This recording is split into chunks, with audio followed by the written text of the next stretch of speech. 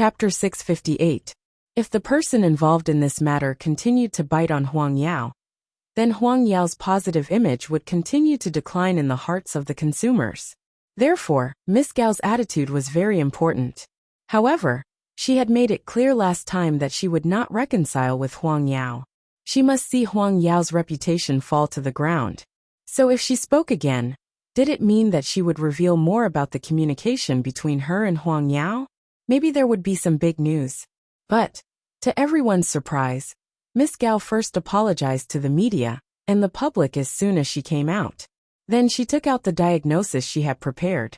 She claimed that there was indeed something wrong with her eyes recently.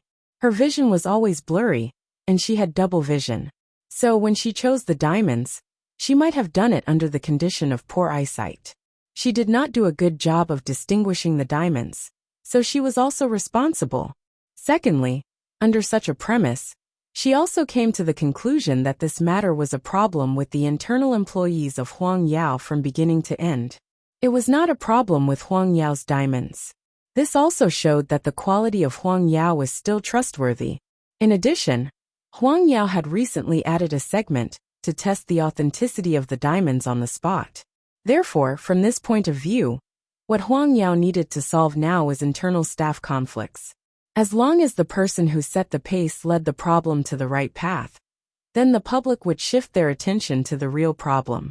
In other words, it was meaningless for the media to hype up the news of Huang Yao selling fake goods. As for the rich madam, just as Mu Qiqi said, after Miss Gao came out to speak, she became completely unimportant. Because Miss Gao had already said that there was no problem with the quality of Huang Yao. However, no one in this world was perfect. You could not expect a company and everyone to never have a problem. You had to give them time to solve it. And Huang Yao was also actively responding, and the police were also trying their best to arrest the suspect. Therefore, Miss Gao felt that she should not use her popularity to cause negative damage to Huang Yao. With such a change in direction, the people of Huang Yao immediately heaved a sigh of relief. Even if there was no way to immediately eliminate the negative impact, it was equivalent to releasing all the pressure on them. Mississippi Mu, you are really capable and smart. This was Ren Yufei's feeling after following behind Mu Qiqi for a long time. Maybe it's because of her keen senses as a forensic doctor that she can easily see things that we can't. When we went to the Gao family, I really thought that we would have to kneel and apologize to each other. After Sheng Bowen heard this, he smiled. Xiao Qi has reached out her hand and achieved the desired effect.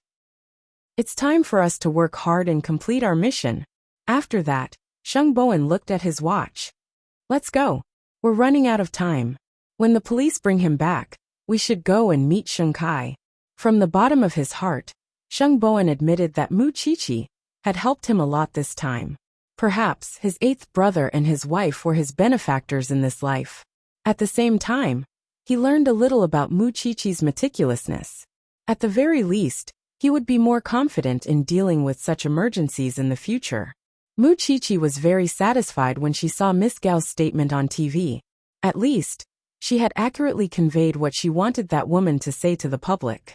At least the huge mountain that was pressing down on Huang Yao's head was finally gone. Third brother should be able to relax now, said Mu Qiqi as she leaned against Sheng Zhao's desk. Well done, Sheng Zhao praised without looking up. You know how to use the available clues to counterattack. Didn't I learn it from you? Mu Qiqi walked around the desk and sat on Sheng Zhao's lap. I've been subtly influenced by you. You grasped the key point and broke it in one blow, but you haven't done it thoroughly enough. Sheng Zhao looked at her and said, You only managed to save your life. You're considered qualified, but you haven't learned the most important thing, counterattack. Huh. Have you forgotten that there's a saying, you'll get yourself into trouble? Mu Qiqi suddenly realized that Sheng Zhao was reminding her not to forget the person who ignited the fire. Once the crisis of Huang Yao was resolved, it would be the time for others to suffer. So that night, there was a new development in the case of Huang Yao selling fake diamonds. Someone had been bribed and instigated. It was said that this person had a deep grudge against the Sheng family before, and this move was to take revenge. Moreover, Sheng Kai had been planning to sell his shares in Huang Yao recently, So the public naturally pointed the finger at Sheng Kai as the suspect. The consortium that had originally planned to buy Sheng Kai's shares withdrew automatically when they found out that Sheng Kai had such a deep grudge against the Sheng family. After all, they did not want to be involved too much with the grudges of a wealthy family. In addition, Sheng Bowen was as calm as Mount Tai.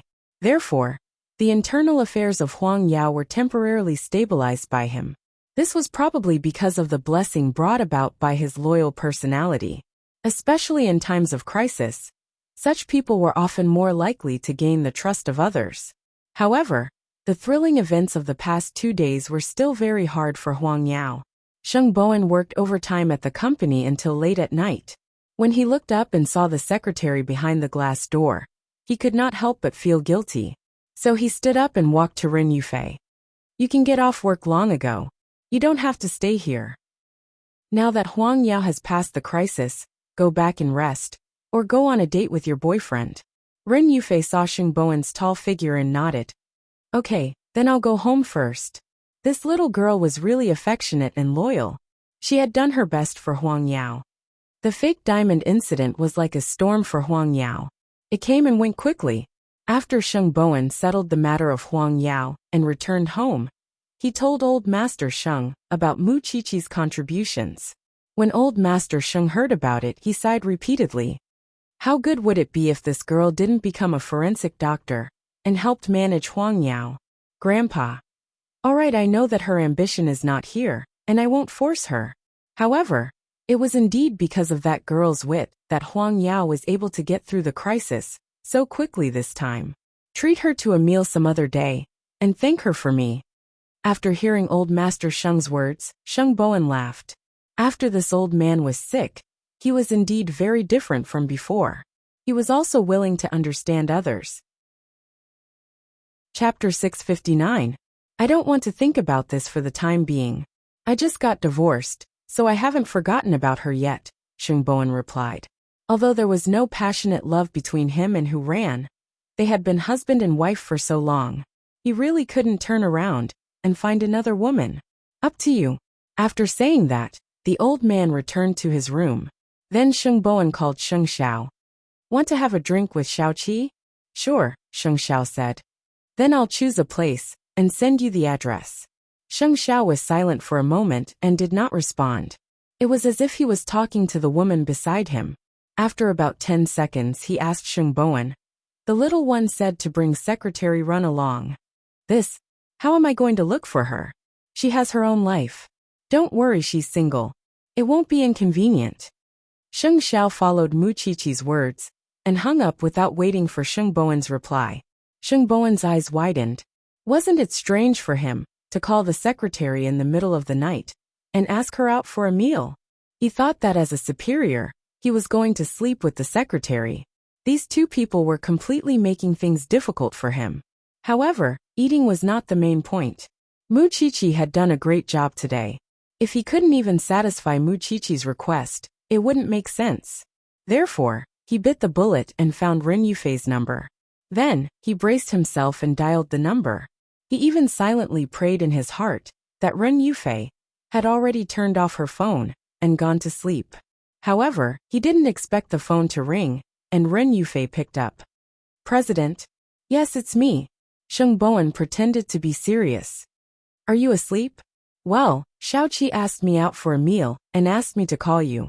She said that you've been working hard with me recently. She asked if you're willing." "Okay, tell me the address." Ren Yufei trusted Sheng Bowen very much. Since Mu Qiqi was there, the situation shouldn't be awkward. "See you later then." He didn't know what Xiaoqi was up to. She had to see Secretary Run in the middle of the night. Was she very familiar with her? No matter what, Sheng Bowen didn't have any other thoughts. After greeting Old Master Sheng, he went straight out. On Sheng Zhao's side, Mu Qiqi was overjoyed. I can totally imagine third brother's embarrassed look when he called Secretary Run. Do you think they have a chance? Sheng Xiao looked at Mu Qiqi helplessly. This thing had been getting into all sorts of matches lately. I can see that Secretary Run likes third brother. She admires him from the bottom of her heart. So, I think they really have a chance. Third brother doesn't like people like Hu Ran, who are ordinary and have no experience. Then, Secretary Run has always been with him in his career, supporting each other. He shouldn't be able to resist this type of person, right? Unable to retort, Sheng Xiao could only shake his head. Soon, the two of them arrived at the agreed place. However, what was surprising was that Sheng Bowen had not arrived yet. He even let Secretary Run sit alone in her seat and wait. Chief Sheng, Miss Mu. Since you're not in the company, don't be so restrained. Mu Qiqi sat down beside Ren Yufei. This girl was really beautiful. No wonder Sheng Kai had chosen her to seduce Sheng Bowen. But our identities are different. Before the three of them could chat for a while, Sheng Bowen finally arrived at the hotel. When he saw that Ren Yufei had also arrived, he seemed a little more reserved. Have you ordered? You guys drink your wine. I felt that I had a good impression of Secretary Run, so I chatted for a while. Mu Qiqi took the initiative to ease the awkwardness between them. Don't be so stiff. After your CEO comes out, he's just an ordinary man. He also needs to eat, drink, and go to the bathroom. You were the one who called him out. Of course, you have to be responsible for taking care of him. Sheng Bowen threw the responsibility away. Mu Qiqi did not take it. In any case, she had plenty of ways to deal with this loyal dog. Secretary Run, you should be a little older than me. I'll call you Sister Yufei. Miss Mu, I'm afraid that's not a good idea. You're single now, right? In the future, come out often and see your CEO's rotten life after work. Sheng Bowen drank a glass of red wine and relaxed a little. He did not take Mu Qiqi's bait. Who cares about you? Seeing this, Secretary Ren also laughed. I thought that the CEO treats everyone equally. It turns out that there are also those who are close, and those who are distant. However, when she thought that Sheng Bowen was already married, her expression became a little gloomy. That's right. In front of those who are close to him, he has no image at all. Mu Qiqi carefully observed Ren Yufei's expression, and knew that she was very hesitant and evasive. After all, in the eyes of outsiders, Sheng Bowen was now a married man. This also proved that Ren Yufei was really kind-hearted. If it were those who had evil thoughts, they would not really care whether you had a family or not. She had heard a lot about secretaries rising to the top. Then the relationship between the CEO and his wife should be very good. After all, the CEO has a very good temper. That's hard to say. Mu Qiqi did not intend to reveal the answer during the meal. Xiao Qi, I want to toast you for today's matter. The person I admire the most in my heart now has changed from eighth brother to you. Because now, you're the person who can even control eighth brother. Mu Qiqi turned around to look at Sheng Zhao's expression. When she saw that the man was not angry, she smiled. That's right. However, Sheng Zhao still snorted at the two of them at the right time. Eighth brother, don't be unconvinced. Do you think that Xiao Qi has the final say in your family? Have you ever heard of butterflies in the stomach? Xiao Qi is on top of you, which is in accordance with the law. Uft. Ahem. Mu Qiqi's expression became a little unnatural. What do you mean by being on top of me? Why does it sound so erotic? Alright, cheers. Mu Qiqi quickly poured wine into his mouth. Secretary Run was also sitting at the side. Her face was red because she had seen Sheng Bowen many times, but she had never seen him drunk. Tonight, Mu Qiqi had really broadened her horizons. Actually, did Mu Qiqi care about this meal? Of course. It was to create an opportunity for the two of them to strike while the iron was hot. Throughout the meal, Mu Qiqi kept pouring wine into Sheng Bowen's mouth. However, he was so happy that he was willing to drink. In the end, he directly collapsed on the table, shocking the three of them. Third brother's alcohol tolerance is at its limit. Mu Qiqi looked at Sheng Xiao. She had been tricking Sheng Bowen the whole time. She did not drink a single drop of wine. All she drank was grape juice. Then Miss Mu, please call Madam, and ask her to come and pick up the CEO. Send him back, Mu Qiqi said directly. Chapter 660. There's nothing to misunderstand. He's already divorced. Mu Qiqi gave this answer when everyone was about to go home, especially when Sheng Bowen was already drunk. If he were sober, this would be so awkward. Ren Yufei was stunned. She obviously couldn't believe it. She must have many questions in her heart. She also understood that Mu Qiqi was doing this to create an opportunity for her. It was very likely that she already knew what she was thinking. However, the more this was the case, the more she didn't want to be the one who took advantage of the situation. Even though she had been sent to seduce Sheng Bowen, take good care of him. We'll be leaving first. Ren Yufei did not reject Mu Qiqi's good intentions, but she did not want to leave an image of a scheming woman in front of Sheng Bowen. Therefore, she gave the waiter a tip and the Sheng family's address, and asked the waiter to send Sheng Bowen back safely. After returning to the banyan courtyard, Mu Qiqi placed her body in the warm bathtub. She thought to herself that the human heart was really subtle. Soon Sheng Xiao entered the bathroom. He took off his black nightgown and followed her into the bathtub. Then he held Mu Qiqi in his arms. What are you thinking about? I'm thinking about Secretary Run. I wonder if she sent third brother home. If it were me, I would definitely have selfish motives. Thinking about how hard it was to have a crush on you back then. If I were given such a chance, I would definitely bring you back to my house and take a good look at you. Sheng Xiao closed his eyes and did not look at her at all. He only said slowly, she asked the waiter to send third brother home. Mu Qiqi. Such a good opportunity had been wasted just like that. However, while Mu Qiqi was clicking her tongue, she also sighed from the bottom of her heart. Actually, Sheng Kai had chosen a very decent person to be his spy. Don't do this kind of thing again. I don't like it. Mu Qiqi was still in a daze when she heard that. She turned her head to look at him. Alright, I won't do it anymore. I'll just keep my eyes on you. I won't look anywhere else, okay? Sheng Xiao did not say anything. His right hand gently stroked Mu Qiqi's head, making her feel sleepy. Mu Qiqi yawned and fell asleep on the man's chest in the bathtub. Anyway, when she woke up the next day, she would definitely be in bed.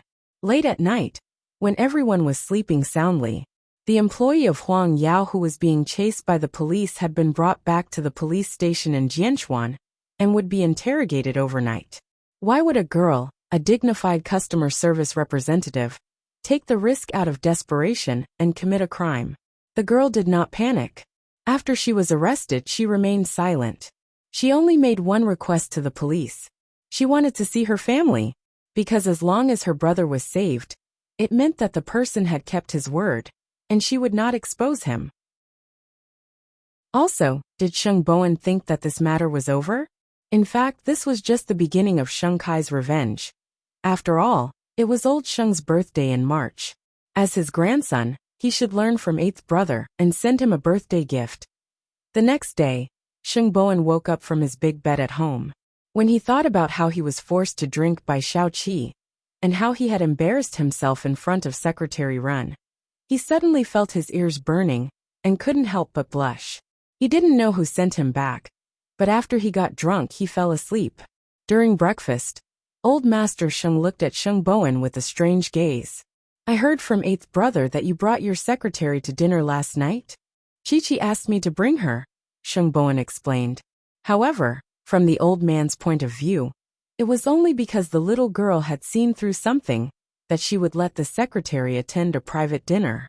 Wasn't that obvious enough? If the secretary's family background is clean, bring her back to take a look. I'm very relieved to be able to take care of you in your career and life. Sheng Bowen finally understood why Mu Qiqi had to drag Secretary Ren out last night. It turned out that she had such a plan. Grandpa, I just treat her as a secretary. Don't think too much. Alright, I was just saying. You should go to work. Old Master Sheng could see how slow Sheng Bowen was in this aspect. It was no wonder that there were no sparks when he lived with Hu Ran. He had never thought about what it would be like to hug a woman and be intimate with her.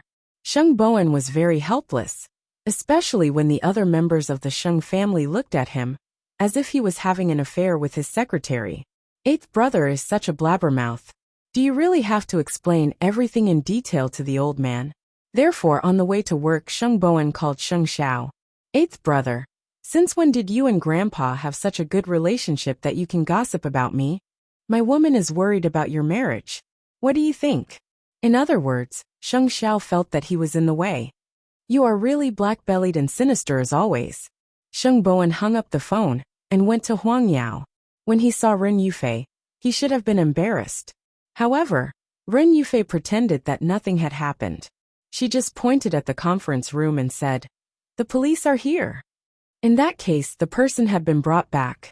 Coincidentally, he also wanted to know why there were still people who would repay kindness with enmity. Huang Yao had never treated its employees badly, especially after he took office. In the morning, it was rainy. A large group of people from the Yi family had come, all for the sake of making Mu Tongxue dazzling at the engagement ceremony. What happened in Huang Yao this time had made Mu Qiqi shine again. So Yi Jingqing had to spend more energy and money on Mu Tongxue. He wanted to let the world know that Mu Tongxue was the noble goddess, and Mu Qiqi could never be seen in public. Mama Yi sat in the living room with a gloomy face. After she was slapped by Yi Jingqing, she knew that Mu Tongxue was not as simple as she thought. So she could not act rashly. Mu Tongxue knew that she was holding back. So she was always stepping on Mama Ye's bottom line. Especially when there was no one in the living room. She deliberately put on the pigeon egg Yi Jingqing bought for her, and showed it off in front of Mama Yi. "I knew it. Brother Jingqing really loves me. I said I wanted this diamond, and he did everything he could to get it for me. Auntie, I really want to thank you for saving me from the slums." "Don't be too happy." Mama Yi snorted. "You should know that it's easy to get karma when one is too happy. I think this sentence is more suitable for your entire family." After that, Mu Tongxue smiled. "I'm going to ask Brother Jingqing for his shares tonight. Auntie, aren't you going to stop me?" Chapter 661. You've touched my things, but you've never asked me. Mu Tongxue sneered. She raised the pigeon egg between her fingers and admired it for a while before returning to her room. Why would she care about this now? She just wanted to make this family suffer. Yi Jingqing would never let her go, and she would never let him go either. So evil people should torture each other like this. Mama Yi saw Mu Tongshue's smug expression. She could not wait to tear Mu Tongshue's mouth apart. But she knew it was exactly what Mu Tongxue wanted. She was not that stupid. However, she would never agree to let such a jinx marry into the family. Even if her son was not on her side, she still had her husband. A grand engagement ceremony? That would depend on whether it could be held smoothly. Wasn't Mu Qiqi, the little bitch's elder sister, at loggerheads with her? She did not know if Mu Qiqi was willing to help her deal with this little bitch. After the incident at Huang Yao, Mu Qiqi could finally return to the forensics laboratory. But when she returned to the police station, she found that everyone was out on duty. There was another murder case. Mu Qiqi took out her phone and called Feng Shanshan. She thought it was fine this time.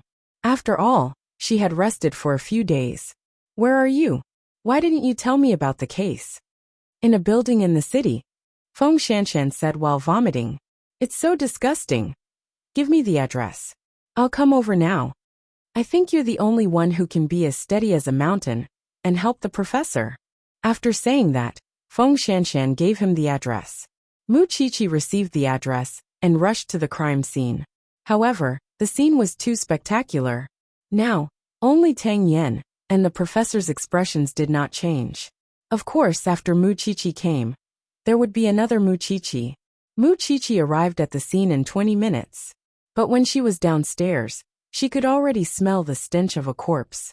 The police saw Mu Qiqi entering the cordon and quickly stopped her. Mu Qiqi quickly took out her ID, but the police recognized her. "You are Mu Qiqi. Go in." Was she already so famous? Mu Qiqi shook her head and went straight to the 6th floor. She saw a group of people covering their noses at the door, and there were several lumps of filth at their feet. It seemed to be a big case. "Xiaoqi, you're finally here." When the group of senior brothers saw her, they quickly made way and said, "Shanshan has been vomiting inside, so we can only vomit along with her. Hurry up and help the professor." Mu Qiqi was pushed through the door and was left dumbfounded. In the huge living room, there were actually 4 corpses lying on the ground. The giant phenomenon was obvious, and 2 of the corpses had internal organs scattered on the ground, mixed with some green. It looked colorful and spectacular. No wonder this group of people vomited so exaggeratedly. He looked at Mu Qiqi again. She was really calm. Feng Shanshan quickly grabbed her and said, Hurry up and help. I can't stay here any longer. Mu Qiqi took over Feng Shanshan's work. And then Feng Shanshan went to Tang Yan. I'll help you.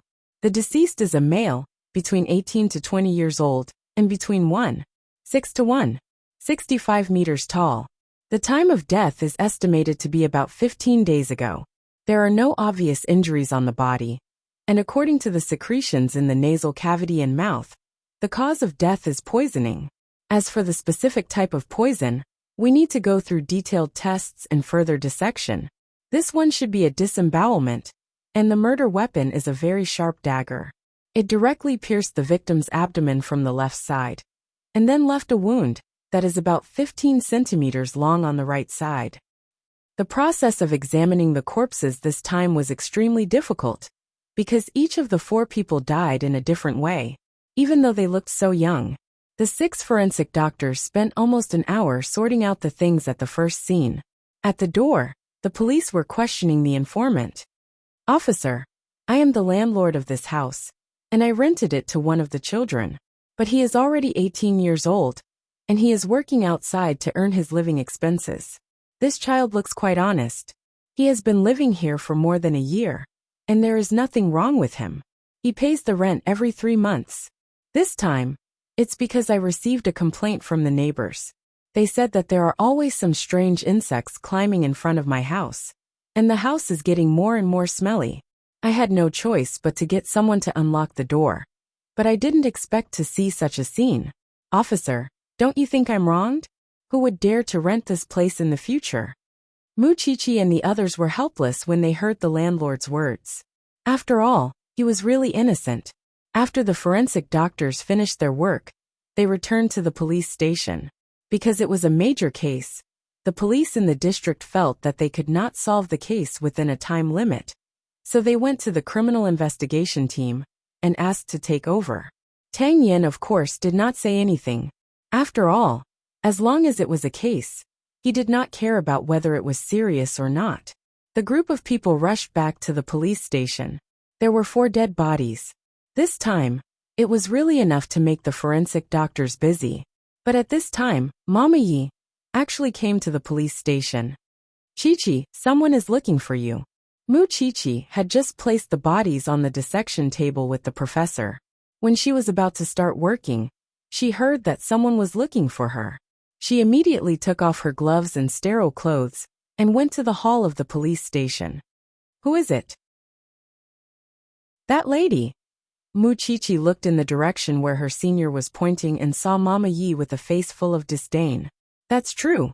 A lady from a wealthy family would definitely get lice if she lowered herself to this kind of place. Madam Yi, are you looking for me?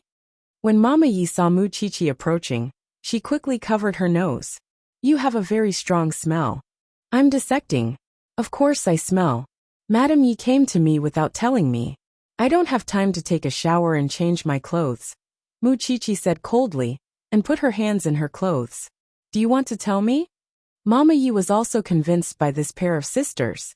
The elder sister did not want to be a rich lady, but had to do this dirty, smelly, and dirty job that dealt with corpses. What about the younger sister? She had the heart of a snake and a scorpion. Every day, she would bewitch other people's sons to achieve her own goals. They were really a pair of weirdos. Mu Qiqi knew that Mama Ye's visit would not be a good thing. The biggest possibility was that Mu Tongxue and Yi Jingqing were going to hold their engagement ceremony a few days later. It was useless to oppose Mu Tongxue, so they wanted her, Mu Tongxue's enemy, to join them. However, these people probably thought that it was easier to find the police station and meet her. She really needed to greet her seniors in the future. Chapter 662. Mama Yi took out a tissue in disgust and covered her mouth. Then, she took a few steps away from Mu Qiqi and said, I know you don't get along with your sister. She has caused you so much trouble. You should want her to live a life worse than death. Now this little bitch is getting engaged to my son. She might live a better life than you in the future. Are you really convinced? I came here today to ask if you are willing to work with me to get your sister out of the country. Let her leave our sight, and never disgust us again. Mu Qiqi looked up at Mama Yi seriously. You used to be on good terms with the Mu family and treated Mu Tongxue as your daughter-in-law. But your attitude towards her has changed so much in such a short time. Whatever you say, I just want her to get out of my sight. Far away. It's best if she dies a horrible death. Recalling Mama Ye's love for Mu Tongxue and the adjectives she used on Mu Tongxue today, Mu Qiqi thought that this world was really realistic and ironic. First of all, she can't be more famous than me, because the Yi family is just a small family. You can barely make it into the top 100 in Jianshuan. Just because you have the right to talk to me doesn't mean that we are on the same level. Secondly, Mu Tongxue and the Yi family love to kill each other. Why should I interfere? I can't wait for her to turn the Yi family upside down. Madam Yi, don't forget how your son treated me when I was young. Lastly, don't come to the police station next time. This is a place to punish evil, not a vegetable market. I'm not someone you can see whenever you want. Don't you know who I am? Alright, I still have work to do. You can do as you please, Madam Yi. Having said that, Mu Qiqi immediately turned around. She was really tired of wasting time on these irrelevant people. No, it was not irrelevant. It was disgusting. You and your sister will die a horrible death sooner or later. This is my curse to you too. When Mama Yi left, she shouted at Mu Qiqi's figure. Many policemen in the hall heard it, and all agreed that Mama Yi was very vicious. I really don't understand the world of these rich people. However, no matter what, I will stand on Xiaoqi's side, because our entire branch knows what kind of person Xiaoqi is. When Mu Qiqi passed by, she heard her seniors whispering to each other. She just smiled and said, "Then I really have to thank you." Yi Mu returned without success, completely beyond her expectation. There was no doubt that Mu Qiqi hated Mu Tongxue, but why wouldn't she cooperate with her? It was clearly the best time to deal with Mu Tongxue. Even so, even if there was a deep grudge between Mu Qiqi and Mu Tongxue, she wouldn't help an outsider against her own sister. Would she? Especially since the Yi family was not innocent. Soon Mu Qiqi returned to the lab. Meanwhile, the others were busy examining the corpse. Of the 4 victims, 1 died of potassium cyanide poisoning, 1 was stabbed to death, 1 was electrocuted to death, and the last one was hacked to death. The 4 of them died in different ways, and according to the current state and characteristics of the corpses, the conclusion is that the 4 of them died at almost the same time. You've all been inside the crime scene. What do you think now? The professor asked the others. Mu Qiqi thought about it and answered. For people dying at the same time sounds like a vicious murder case, but that's not actually the case. For people died in 4 different ways at the same time, and that alone doesn't fit the characteristics of homicide. Isn't it too complicated if there was only 1 murderer? Moreover, how could 1 murderer kill the victims in 4 different ways at the same time? Let's assume that there were 2 or more murderers, but there were no traces of anyone else in the house. There were no extra footprints, clothing fibers, or fingerprints, let alone signs of a struggle. How could such a huge case with so many people be cleaned up so cleanly? Most importantly, the murder weapons were all at the crime scene. That's why I have a bold hypothesis that you all already know. These 4 people either committed suicide at the same time, or killed each other. According to the distribution of the corpses, the one who was stabbed to death, and the one who was hacked to death, should have been facing each other before they died. As for the other 2, one was lying on the sofa, poisoned by potassium cyanide, while the other was electrocuted and sitting on the floor. They must have planned this beforehand. Group suicide. The professor nodded. You're right. The DNA on the murder weapons has been tested. We'll get the answer soon if it's as you guessed. What we need to do now is to confirm the source of the corpses. Why would 17 or 18-year-old kids commit suicide together? Of course, the rest was up to Tang Yan. So Tang Yan took off his gloves and left the autopsy room. Feng Shanshan could not help but sigh. They're at such a good age, but they chose such an extreme way to end their lives. What kind of things did they go through to give them the courage to die? Who knows? Nowadays, young people's psychological endurance and ability to resist pressure are really far inferior to their predecessors. No matter what, if you have something unhappy in your heart, you must release it in time, especially you Shanshan. I remember that you and Tang Yin are neighbors. If you have anything that you can't get over, remember to look for Tang Yin. That kid is also good at psychological counseling. Feng Shanshan was stunned. She could not help but snort coldly in her heart. I'm afraid you don't know your nephew at all. Alright, that's all for now. Hurry up and change. Then Mu Qiqi and Feng Shanshan went to the changing room. At this time, Mu Qiqi smiled at Feng Shanshan. Haven't you told anyone about you and Captain Tang? With his personality, he's always on the front line. Even 10 bulls can't hold him back. What's the point of telling others? Feng Shanshan asked. I wouldn't be surprised if he suddenly disappears one day. What can I do? I can only smile at life. You're not sad? Don't forget about Daishi, who didn't even sleep for Captain Tang. Don't mention it. I'm still angry. Chapter 663. Why did the man from the Yi family look for you? He asked me to talk to Mu Tongxue. Feng Shanshan looked at Mu Qiqi and shook her head. These rich families are really strange. The Sheng family is like that, and so is the Yi family. Are these people unable to live the life of the rich? They have nothing to do every day, and they don't contribute anything to society. And they're always looking for trouble. If you ask me, who should I ask? Mu Qiqi rolled her eyes. I don't care about the matter between the Yi family and Mu Tongxue. To put it bluntly, it's just a dog-eat-dog plot. But I'm going to Mu Tongxue's engagement next week. Since there's a good show, of course I'm willing to go. Feng Shanshan thought that sometimes, being born into a rich family was not as good as being like her. She had some spare money, and was free. It was really boring to plot against each other every day. Soon, the field personnel screened the identities of the deceased, and found that they had one thing in common. Their family conditions were very poor. However, they came from different places, and their family backgrounds were not exactly the same. There must be a reason why these 4 people from different places gathered together. Now everyone's mission is to investigate the detailed information of these 4 people, from their family background to their social connections, as well as their interpersonal relationships. Everything must be clear. Of course, after Tang Yin assigned the task, he also walked to the entrance of the branch office.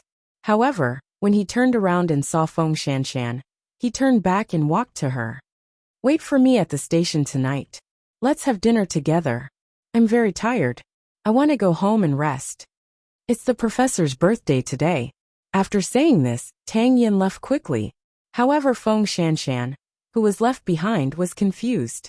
Did he mean that he wanted to bring her to dinner, because it was the professor's birthday? Was that what he meant? His parents were not around. So the professor was his only family now. Since he wanted to bring her to dinner, did that mean that she was meeting his parents? But why should she meet his parents? Should she meet him just because he said so? In fact, Tang Yin was outside the autopsy room just now. He heard the conversation between the 2 girls, especially Feng Shanshan's words. If he suddenly disappears one day, I won't be surprised at all. He knew that he couldn't give people a sense of security, and he also knew that Feng Shanshan's elegance was all an act. However, he would not simply disappear. At least, after meeting Feng Shanshan, he cherished his life more than before. Mu Qiqi saw Feng Shanshan standing awkwardly at the door of the laboratory, and leaned on her shoulder.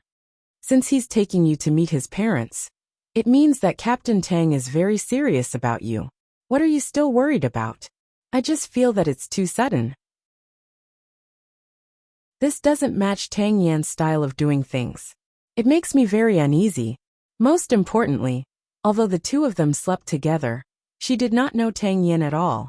Everything she knew about him came from piecing together all sorts of information, especially from the professor.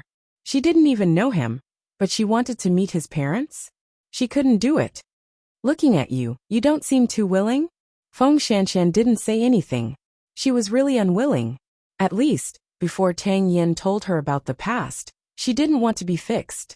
Therefore, when Tang Yin returned to the police station in the evening, he did not see Feng Shanshan. What are you looking for? The professor saw his outstanding expression and quickly asked. Where's Feng Shanshan? This girl is tired. She went home, the professor said. According to the usual practice, shouldn't you have dinner with me tonight? I want to have dinner with you, but now, there's one less person. Let's go to my house. I know Aunt is still abroad and can't accompany you for your birthday. Okay, wait for me to change. Actually, the professor really wanted to persuade Tang Yen to move out of this graveyard, because he didn't want his ex-girlfriend's matter to affect Tang Yan's life. However, when the off-road vehicle arrived at the entrance of the courtyard, the professor was surprised. Your place. My place has been sealed now. It's just a studio now, but I rarely go in. Then where do you live? Tang Yen pointed at the light next door. There was a garden in the courtyard, and there were reclining chairs on the lawn. The professor followed behind Tang Yen in confusion. He took out the key and opened the door. Then, everyone was stunned at the same time. In the living room, Feng Shanshan was sitting on the sofa eating snacks. In fact, her brain was still stuck. You guys, we're living together, Tang Yen explained to the professor. Then he turned to Feng Shanshan and said, Shanshan, make some tea. Feng Shanshan was stunned for a moment and quickly gave up her seat.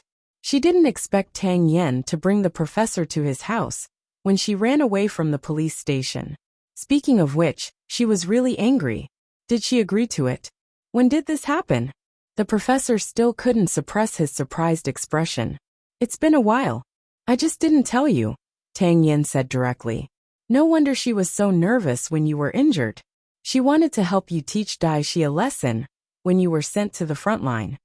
The professor suddenly understood. You two kids usually don't say anything. Since you're together, then so be it. Why can't you talk about it? This is a good thing. It's not convenient in the police station. We still have to do business. Feng Shanshan listened to their conversation. She made some tea in the kitchen and brought it to them. Well, I know it's the professor's birthday today. Sit down first.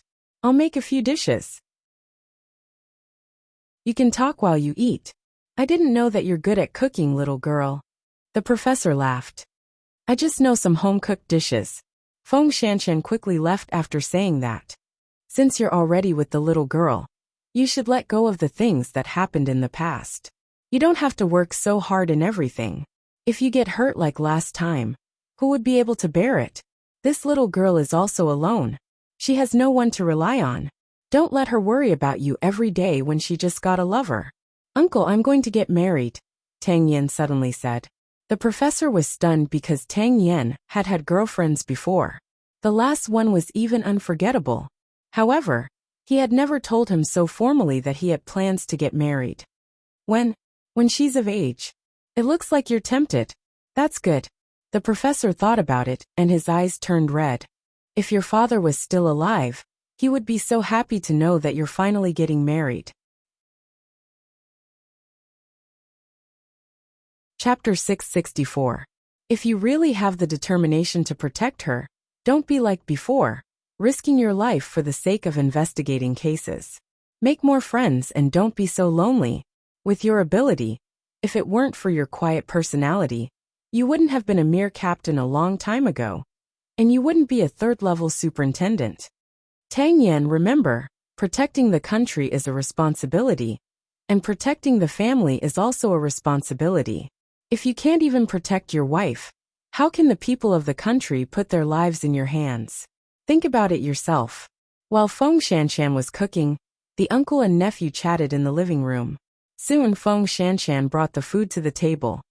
They're all very home-cooked dishes. Don't mind them, Professor. I'm lucky to be able to eat the dishes cooked by my niece-in-law. I thought I would never see this kid have a girlfriend again in my life. The professor picked up his chopsticks happily and tasted every dish. Feng Shanshan looked at Tang Yen and did not say anything. After the professor left, she would settle the score. Looks like I'll have to come here more often in the future. The professor ate very happily.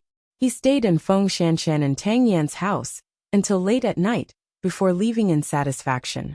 This was probably the happiest birthday he had in recent years, because he finally had an answer to Tang Yan's father. However, the moment the professor left, Feng Shanshan started to make things difficult for Tang Yan. Did you get my permission to bring the professor back just like that? I thought you would be very happy with our relationship. Feng Shanshan crossed her arms and turned to look at Tang Yen. "Which eye of yours sees that I'm happy?" Tang Yen did not say anything. He turned around and was about to return to the bedroom. However, Feng Shanshan felt a sense of guilt, as if she had bullied her little wife. So she stopped Tang Yen. "When are you going to tell me about your past? I don't mind that you have countless girlfriends. I just want to know what you've been through in the past. I don't want to be forced to accept it when things happen." "Tang Yen, you're willing to let me see the professor, but you're not willing to tell me about your past." Tang Yen looked up and stared into Feng Shanshan's eyes. He sighed. "Sit down." When Feng Shanshan heard that Tang Yen seemed to have compromised, she quickly went around to the sofa and sat down. "Let me say this first. If you feel uncomfortable after listening to me, you can't break up with me." Tang Yen also sat on the sofa. He placed his hands on his thighs and interlaced his fingers. "I've been living alone since I was 10, so I became very antisocial and liked to get into fights. When I was 15 or 16, I got into a fight outside and was sent to the juvenile detention center. I was locked up for 8 months. It was also in the juvenile detention center that I became enemies with a very famous gangster. He swore that once he got out, he would kill me for revenge. So, as soon as I left the juvenile detention center, my uncle forced me to go to the police academy because it was safer there. I got into the police academy, but I still couldn't control my temper. I got into a fight with a colleague and got a major demerit. I was almost fired. It was the gangster who threatened me who changed my life. He stabbed me, and I was hospitalized for 3 months. From then on, I kept my temper in check. Because I was good in all aspects, I was chosen to be an undercover agent. It was a drug gang, and it was a gang with a lot of gunpowder. I spent a year to gain the trust of the boss and followed him as his second in command. Later, I released important information and cooperated with my colleagues in the police force. Finally, we destroyed the gang, but my identity was also leaked. In the first few years, my enemies were hunting me.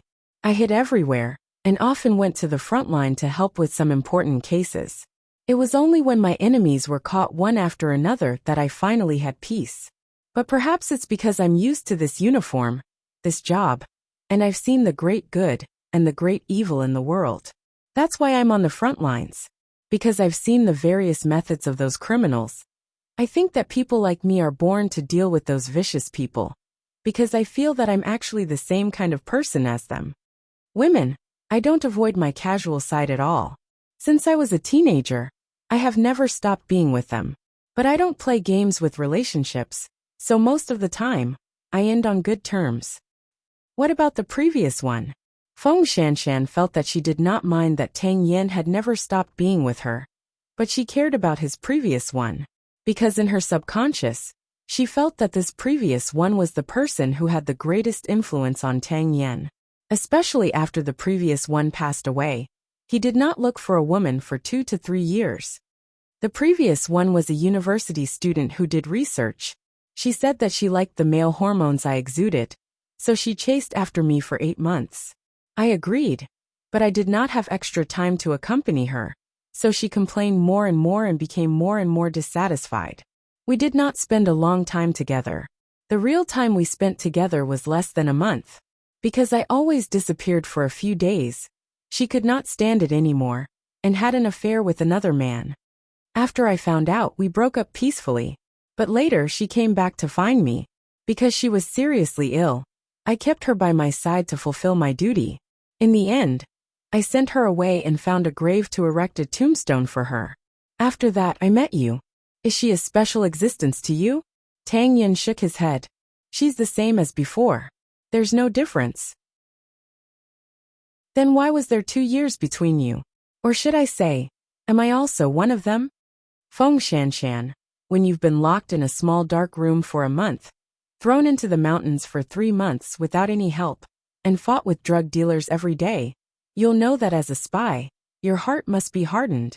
I admit that perhaps the way I look at women is no different from how I look at other things, because I feel that only life is precious in this world.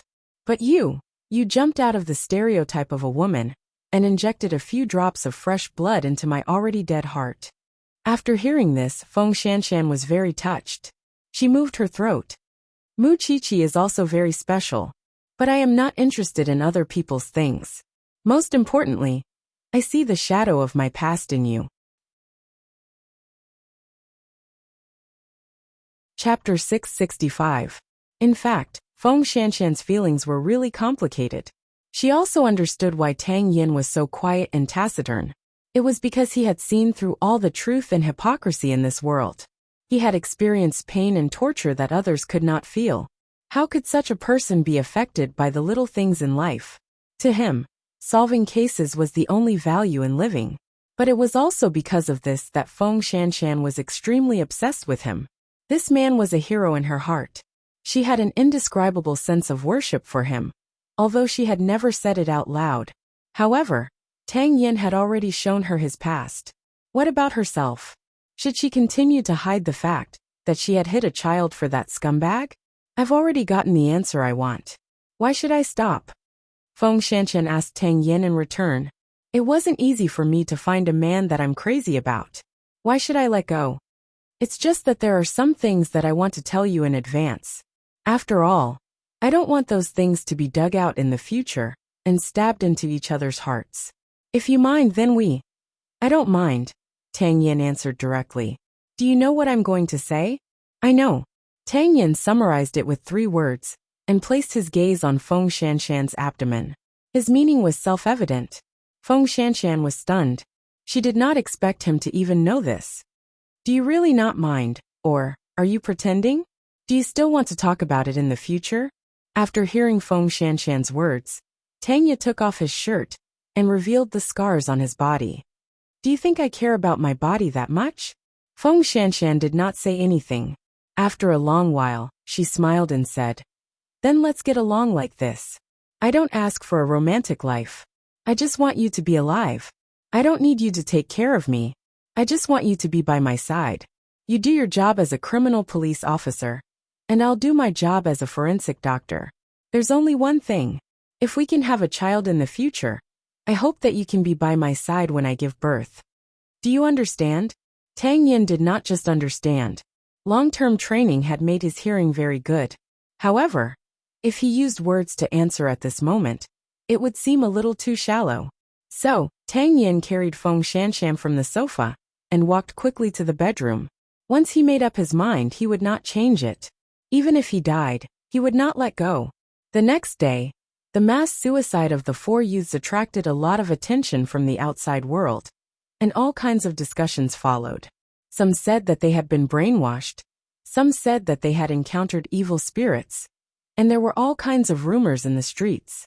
The police were currently conducting an investigation, but the chief requested that the case be closed as a suicide as soon as possible. After all, they could not make the public panic. Since it wasn't a homicide, there was no need for the Special Investigation Unit to take action. The police in the district could handle it. Tang Yin was ordered to hand over the case, and he had to obey the order. So the case was soon taken over by someone. The people in the police station instantly became idle. Although everyone wanted to know why these young people would make such an extreme choice, it was impossible for them to do so. He had never thought that there would be a follow-up to this matter. Soon, it was time for Mu Tongxue and Yi Jingqing's engagement. The rich circles were also talking about Mu Qiqi and Mu Tongxue. The sisters had been entangled for some time, but in the end, they had each married off to a rich family. Still, would Mu Qiqi attend Mu Tongshue's engagement ceremony? There was no doubt that Mu Qiqi would go. After all, she still wanted to watch the drama between Mu Tongxue and Yi Jingqing.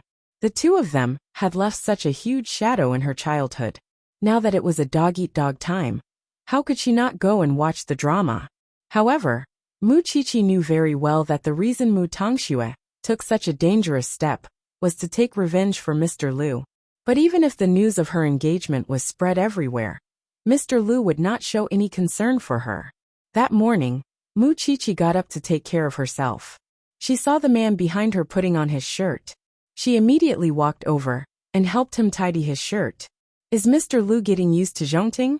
I think so, Sheng Xiao replied calmly. He is quite calm. He seems to be having a good time. Although you don't want to admit it, you are still feeling sorry for Mu Tongxue. Sheng Xiao lifted her chin and looked into her eyes. Even if Mu Tongxue is so hateful and deserves to die, if it's someone else, I will be the same even if it's not Mu Tongxue, said Mu Qiqi. Can you come home early in the morning and pick me up? Since you are going to watch the drama, you should go to the wedding earlier. 10 o'clock sharp. Sheng Xiao pinched the bridge of Mu Qiqi's nose and walked out of their bedroom. Mu Qiqi watched Sheng Xiao leave. She hoped that the drama today would be more exciting than the investigation. Otherwise, it would be a waste of her precious time. It was 9 o'clock in the morning. The guests of the Yi family had started to appear on the lawn of Xingye Hotel.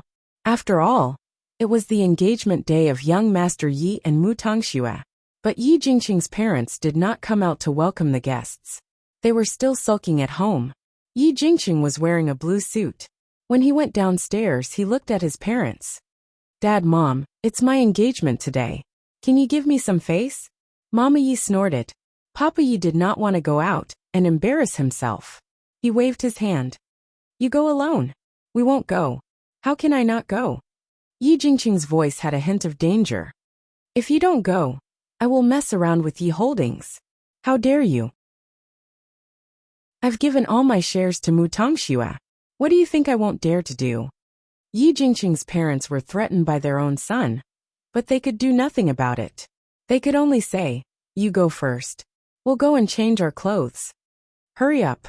After that, Yi Jingqing went upstairs excitedly to fetch Mu Tongxue. Then they went downstairs together. But what about Mr. and Mrs. Yi? They were fuming. Hubby, what should we do now? We have to think of a way. It will be too late if they get engaged. Let me think, Papa Yi said. He paced back and forth in the living room anxiously. This unfilial son is not afraid of being kicked out of the board of directors. He doesn't care about us at all. I want to cut off our relationship as father and son. What about Mama Yi? She looked at the red wine bottle on the table. There was no hurry. There was still room for redemption. But to be honest, how many people would go to the engagement ceremony to give their blessings sincerely? Weren't they there to watch the drama or laugh at the joke? Chapter 666. Papa Yi and Mama Yi went to their son's engagement party in ordinary attire. Mama Yi was even dressed in a solemn black outfit. It was not an exaggeration to say that she was going to attend a funeral. There was not the slightest hint of joy on the faces of the two old men. Their faces were filled with unwillingness. How was this a wedding? It was clearly a funeral. Thinking about it, Yi Jingqing was really pitiful. In this engagement banquet, other than him, the other three people probably had their own thoughts in mind. But soon, the huge lawn of the hotel was filled with guests. What surprised Yi Jingqing even more was that Mu Qiqi and Sheng Xiao really came. Sheng Xiao was wearing a brown coat with a gray suit underneath. He still looked like a dignified CEO. Holding Mu Qiqi, who was also wearing a beige coat, they walked to Yi Jingqing. I didn't expect Chief Sheng to come. It's really an honor for Yi Holdings. Zhongting was a military enterprise. The power behind it was mysterious and shocking. In the past year, Sheng Xiao had quickly built this huge kingdom in Jianchuan with the most ruthless methods. So, it was indisputable that he was the youngest tycoon in Jianchuan. Yi Jingqing thought that Sheng Xiao was disdainful. At least, to Zhongting, Yi Holdings was just an egg that would break with a light touch. My wife wants to watch the show. I have to satisfy her curiosity. Sheng Xiao's answer was quite wicked. There was a hint of mockery and danger in his eyes. Yi Jingqing chuckled and said calmly, Chief Sheng, please. I will let you have a feast for your eyes later. Mu Qiqi held Sheng Xiao's arm and looked up at Yi Jingqing. At this moment, Yi Jingqing was beaming with joy. She wondered how Mu Tongxue would make him pay later. Let's go.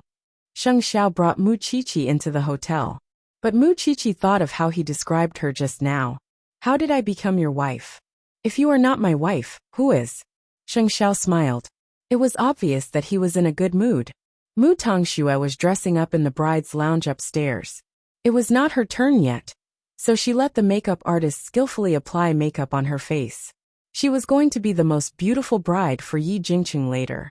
In the past, She had imagined countless times in her mind that if she was lucky enough to marry Mr. Liu, she would look very beautiful in this white dress.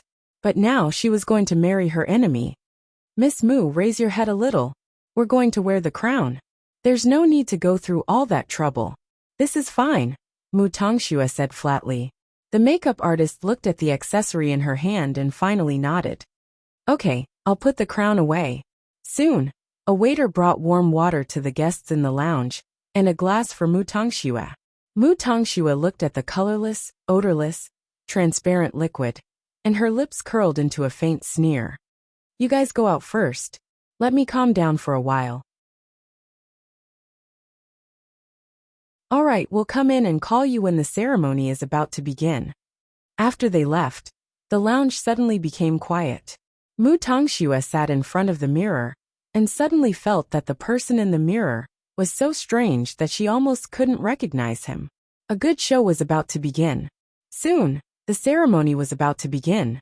Yi Jingqing looked at his wristwatch and walked to the bride's lounge. But at this moment, Yi Jingqing suddenly heard moaning coming from the room. He frowned and opened the door to the lounge, only to find his bride Mu Tongxue making love on the bed with a waiter from the hotel. Mu Tongxue suddenly woke up.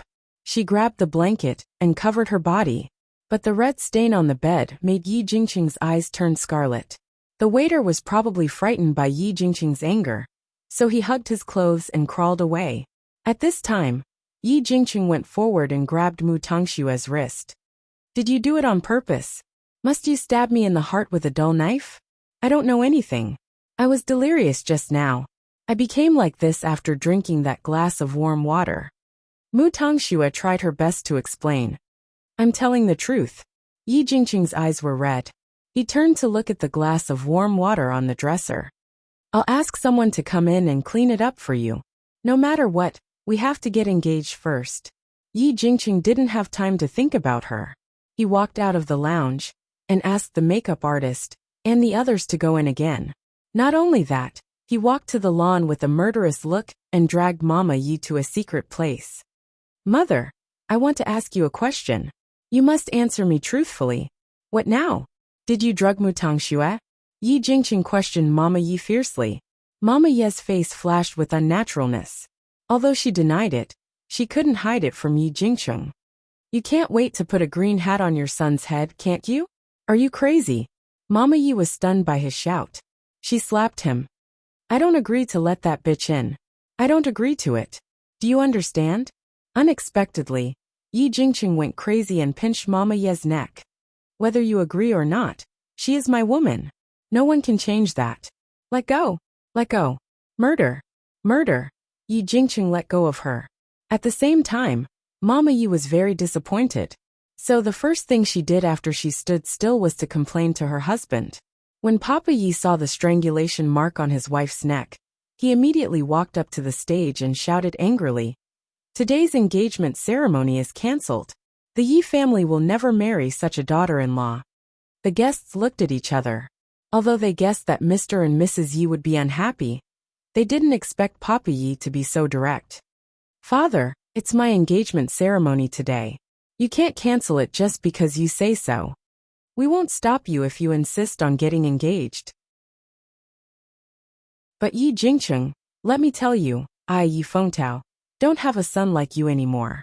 I want to cut off our relationship as father and son. Yi Jingqing raised his chin. He was not afraid at all. This completely infuriated Mama Yi. Shameless thing. I'll pretend that I've never given birth to an unfilial son like you. You can live with that bitch till your hair turns white. After that, Mr. and Mrs. Yi wanted to leave the engagement ceremony. This caused everyone to be unable to understand. Wasn't the Yi clan's actions a little too unsightly? However, at this moment, Mu Tongxue came out of the room in a wrinkled white dress. She looked disheveled. Her makeup was all ruined. Her neck and arms were covered with marks. It was too much to imagine. Chapter 667. Mama Yi did not expect Mu Tongxue to come out like this. She quickly said, You bitch. Aren't you afraid of offending public decency by coming out like this? Isn't it all because of you? Mu Tongxue splashed the cup of warm water on Mama Ye's face. You really put in a lot of effort to stop me from marrying your son. You drugged me and gave me a man. Do you think I will let your son go just because I am ashamed? No. Your whole family tortured me like this. Where do you think you're going now? When I was young, your son tortured my sister and pushed her into the swimming pool. When I grew up, your son refused to marry anyone but me and kept me by his side. It's all your son's fault. Why do you have to take revenge on me? Mu Tongxue screamed as if she had gone crazy. Don't talk nonsense. Are you out of your mind? Mu Tongxue walked to the center of the stage with her arms bare. Then she stood in front of Yi Jingcheng. In order to get me, you threatened me with Mr. Lu's life. I compromised. I'm willing to marry you. But why didn't you control your mother? Why did you let me suffer so much? Are the Yi family all devils? Yi Jingcheng, how can I marry you after your mother made me like this? I've already asked the people at the hotel, and they found out that your mother was the one who drugged me. I, Mu Tongxue, was humiliated 1,000 times in front of the Yi family. Tongxue, Yi Jingcheng's heart ached. I didn't know it would become like this. You don't know what you can't do to get me. Now the whole world knows that I had sex with another man before I got engaged to you. Are you going to keep wearing me like a broken shoe? Yi Jingcheng reached out his hand, but he felt ashamed to grab Mu Tongxue, because it was Mama Yi who did it. It was the person closest to him who did it. What I gave you is the drug that caused you to be in a coma. It's not a drug that makes you seduce men. You are debauched. What excuse do you find to slander me? At this moment, Yimu finally couldn't bear to roar out. That being said, it also confirmed that she had drugged Mu Tongxue. You admit that you drugged me. That's good. Mu Tongxue laughed miserably. Yi Jingcheng, even if you still have the face to ask me to marry you, I will never marry you again. Because your whole family is full of scum. Scum through and through. In the end, Yi Jingcheng reached out and grabbed Mu Tongxue, but she quickly dodged his hand. Get lost. A mother-in-law set up her daughter-in-law to sleep with someone else on the day of her engagement. If this gets out, your family will be the laughingstock for the rest of your life. Tongxue, I know. You still won't let me go, but it's fine. I know very well that you'll only let me go if I die in front of you, right? With that, Mu Tongxue crashed into the stone pillar of the ceremonial platform. The MC was shocked and quickly hugged Mu Tongxue. Don't do anything stupid. Mu Tongxue sat on the ground and cried, her heart breaking. When Yi Jingcheng saw Mu Tongxue breaking down like this, the last line of defense in his heart was finally broken. I don't want to marry you. I don't want to. Mu Qiqi stood below the stage. Her expression was very calm from the beginning to the end. She still thought that Mu Tongxue acted well, but she was not smart enough. Although this method humiliated the Yi family, it also hurt herself. Wasn't it not worth it to use her innocence to punish Yi Jingcheng? However, she seemed to understand Mu Tongxue's grievances. Her current actions showed that she had given up on herself. On the stage, Yi Jingcheng couldn't help but take 2 steps back. After such a long dream, he finally woke up. So he walked up to Mr. and Mrs. Yi and told them, "You won't have a son anymore. In this lifetime." Then he left the hotel, abandoned everything behind him, and drove his sports car as fast as he could on the road. Although Mr. and Mrs. Yi hated Mu Tongxue, they felt that it was more important to pursue their son now. So they ignored the guests and chased after her. The guests left one after another. At this time, Mu Qiqi walked up to Mu Tongxue, took off her beige coat, and put it on her. You did it on purpose. It's not over yet. Mu Tongxue looked at Mu Qiqi and smiled. Sister, do you know? We've been fighting for so long, but today is the happiest day for me. Because I did something that I wanted to do, instead of following in your footsteps and being your shadow. Mama Yi is an idiot. She thought I didn't know what she was going to do, but she didn't expect that even if she didn't drug him today, I would still do it and slander her. Let me tell you a secret. Yi Jingcheng's car was tampered with. Even if he doesn't die today, when he realizes that it was all my plan, do you think he will feel like 1,000 arrows piercing his heart? This is the price he has to pay for touching Mr. Lu. At this moment, Mu Tongxue did not look like she was in pain. She only looked happy. She had sacrificed everything for Mr. Lu. Sister, arrest me. I should have gone in earlier to atone for Grandma and Mommy.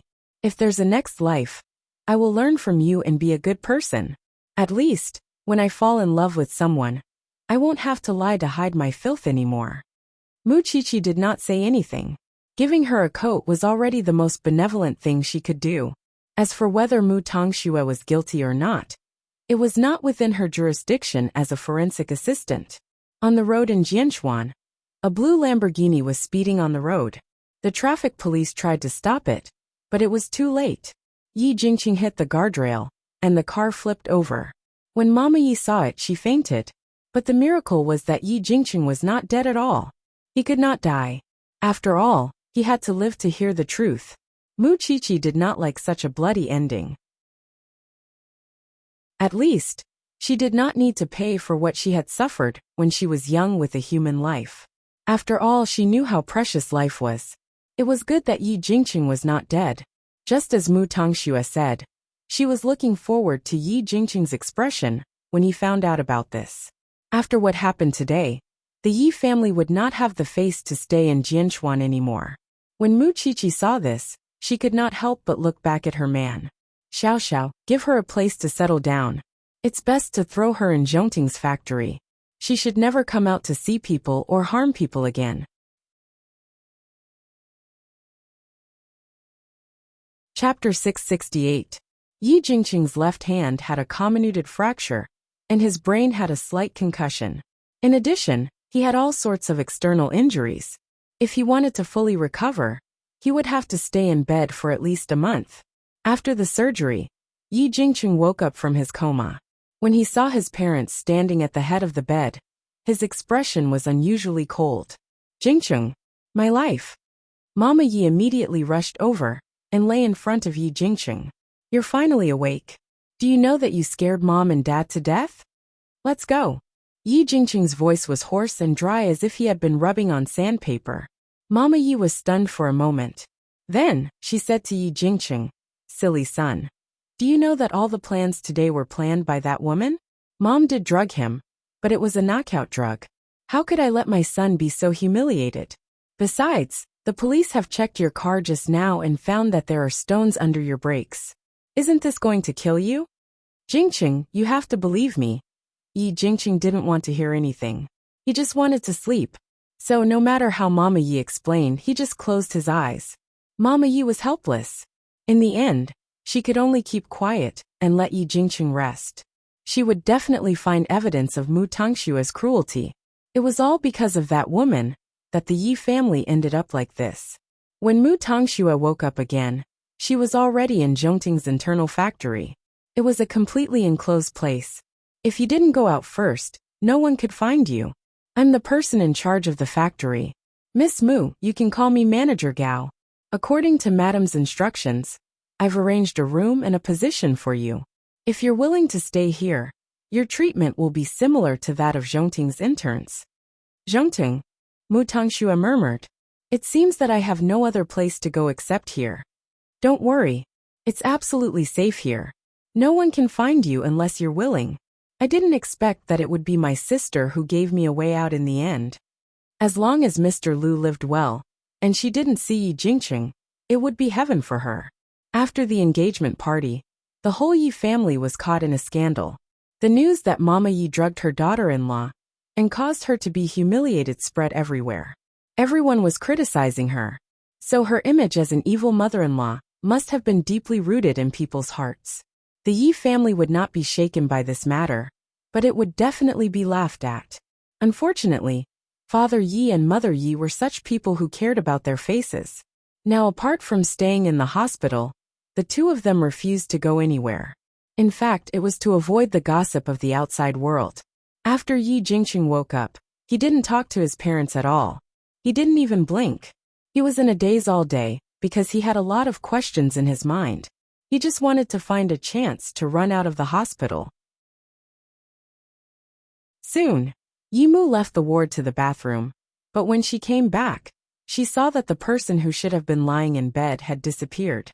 Yi Jingqing went to the hotel and found the man who was having sex with Mu Tongxue in the room. Seeing that Yi Jingqing was covered in wounds, the man was frightened and quickly begged for mercy. "Mr. Yi, I don't know anything. I didn't have sex with your wife. She just asked me to act." Yi Jingqing grabbed his collar and pushed him against the wall.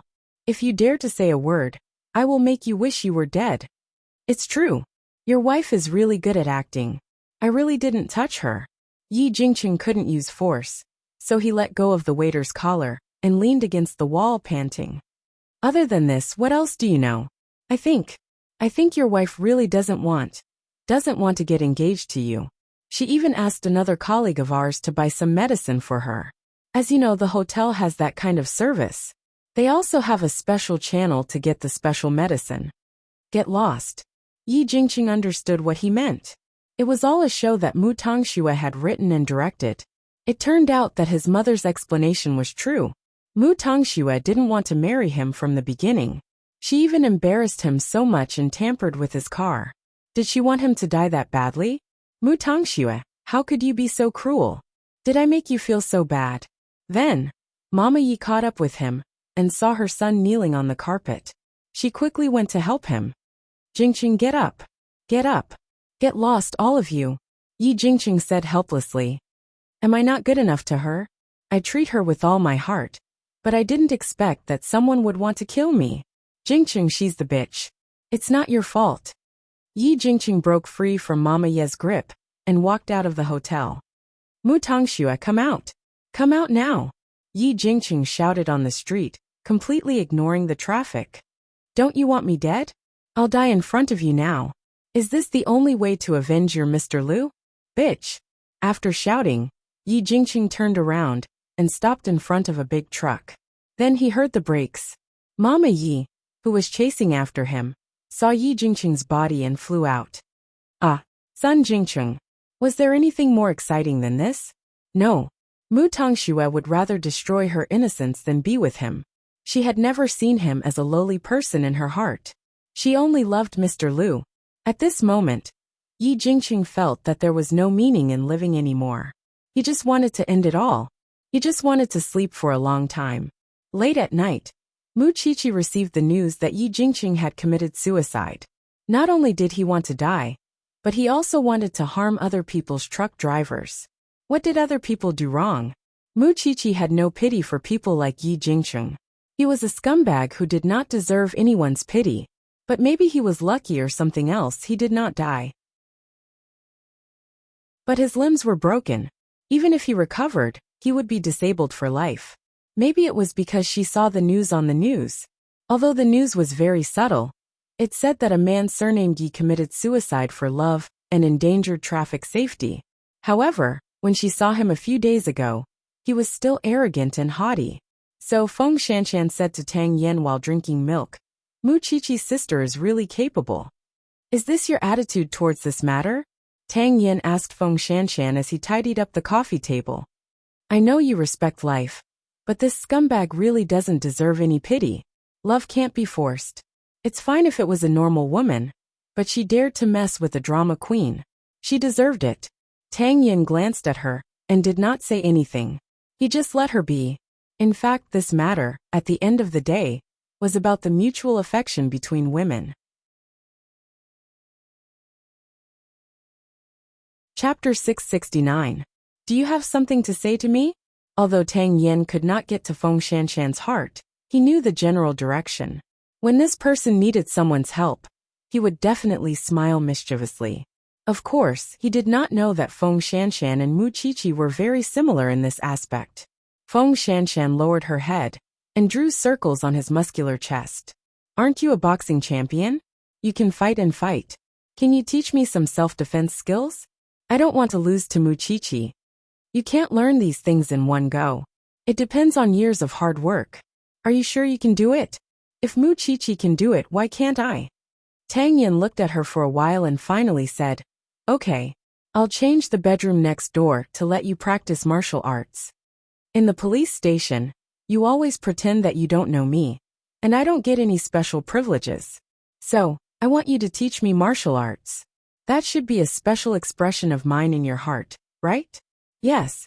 It was rare for Tang Yen to be so easy to talk to. Feng Shanshan was very satisfied. It was all thanks to their open talk. Feng Shanshan was a very easy person to satisfy. At least, her boyfriend had changed from a second-generation rich man to the captain of the criminal police force. It could be said that she was mentally prepared, right? That night, the one who had a complicated feeling was Mu Qiqi. Seeing Yi Jingqing in such a miserable state, she was of course happy. But at the same time, she felt a little uncomfortable. Because all these things happened to her sister. They were twins. Mu Tongxue was disheartened. It was normal for her to feel it. After Sheng Xiao finished his shower, he came out of the bathroom. Seeing the little one in a daze on the bed, he walked over and hugged her. I don't remember teaching you to be sentimental. Your wife is very emotional. She learned it without a teacher. You don't have many days left, right? Sheng Xiao suddenly reminded her. I really want to graduate early. Mu Qiqi was a little worried. Then, I can focus on solving cases, and don't have to run between school and the police station every day. You're right. There are some things that can't be taught in school. Mu Qiqi looked up at Sheng Xiao in confusion. Then, Sheng Xiao leaned over seductively and moved the tip of his nose closer. For example, love. Bah! I remember third brother asking me if you have the final say in the family. He even used an idiom. Do you remember? Mu Qiqi lowered her head and thought for 2 seconds. Then her face turned red. Let's try it tonight. Up and down. That was not a problem.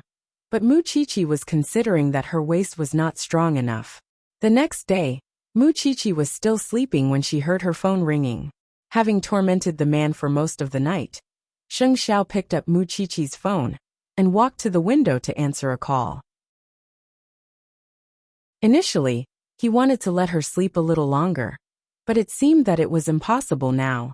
In a high-end residential area in the city, there was another mass suicide incident last night.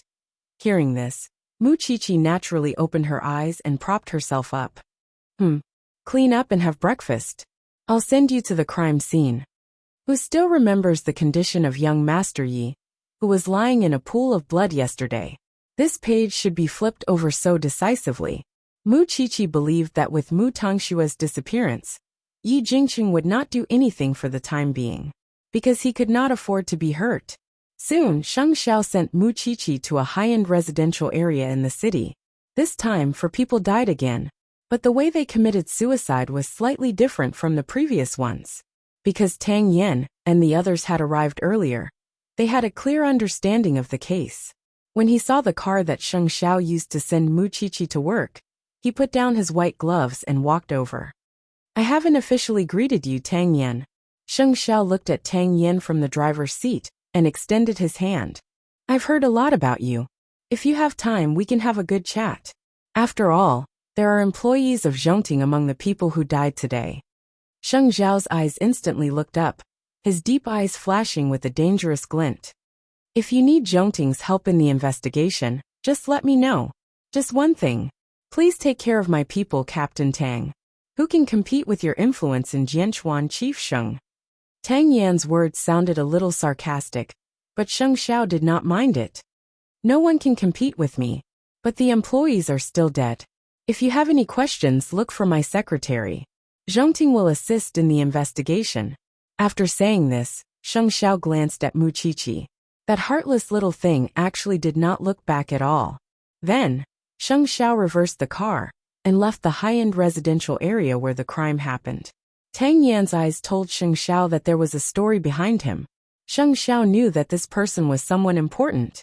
If he really wanted to ensure the little thing's safety, he had to maintain a good relationship with this person.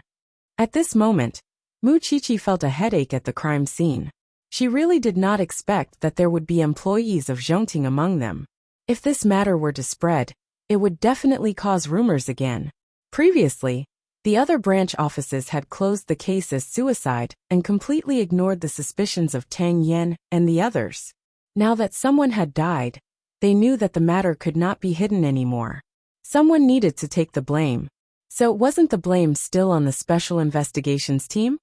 Just like last time, the 4 victims are all men between the ages of 18 to 20. They died almost at the same time. One of them had his throat cut, one took poison, and the other two were strangled to death, while the other was stabbed to death. From the results of the investigation at the scene, there are no traces of other people, so we rule out the possibility of others committing the crime. These children committed suicide again. They're so young. Why? By the way, one of the children has a very special identity. He just passed the probation period of Zhongting and became an official employee. As for the others, we'll have to investigate them thoroughly. Are we going to close the case as suicide this time? The professor raised his head and looked at Tang Yan. I'll report it now and apply to close the case. Tang Yan walked out of the crime scene with his phone in his hand. His tone was rather sarcastic. Mu Qiqi looked at these young children and felt a little uncomfortable. She really did not want Zhongting to be involved in this. This was a murder case. Previously, Chief Cha did not allow it. Now no one dares to take this hot potato. We're the only ones who can. If he had allowed it earlier, this case might have been solved quickly. Feng Shanshan felt wronged for her man. Mu Qiqi looked at her and did not say anything. Are you worried that Zhongting will not be involved? Mu Qiqi nodded, feeling a little uneasy. They're just employees of Zhongting. What can that prove? Besides, how do you think Xing Xiao uses his brain? He's not someone that those people can frame. Do you have no confidence in your man?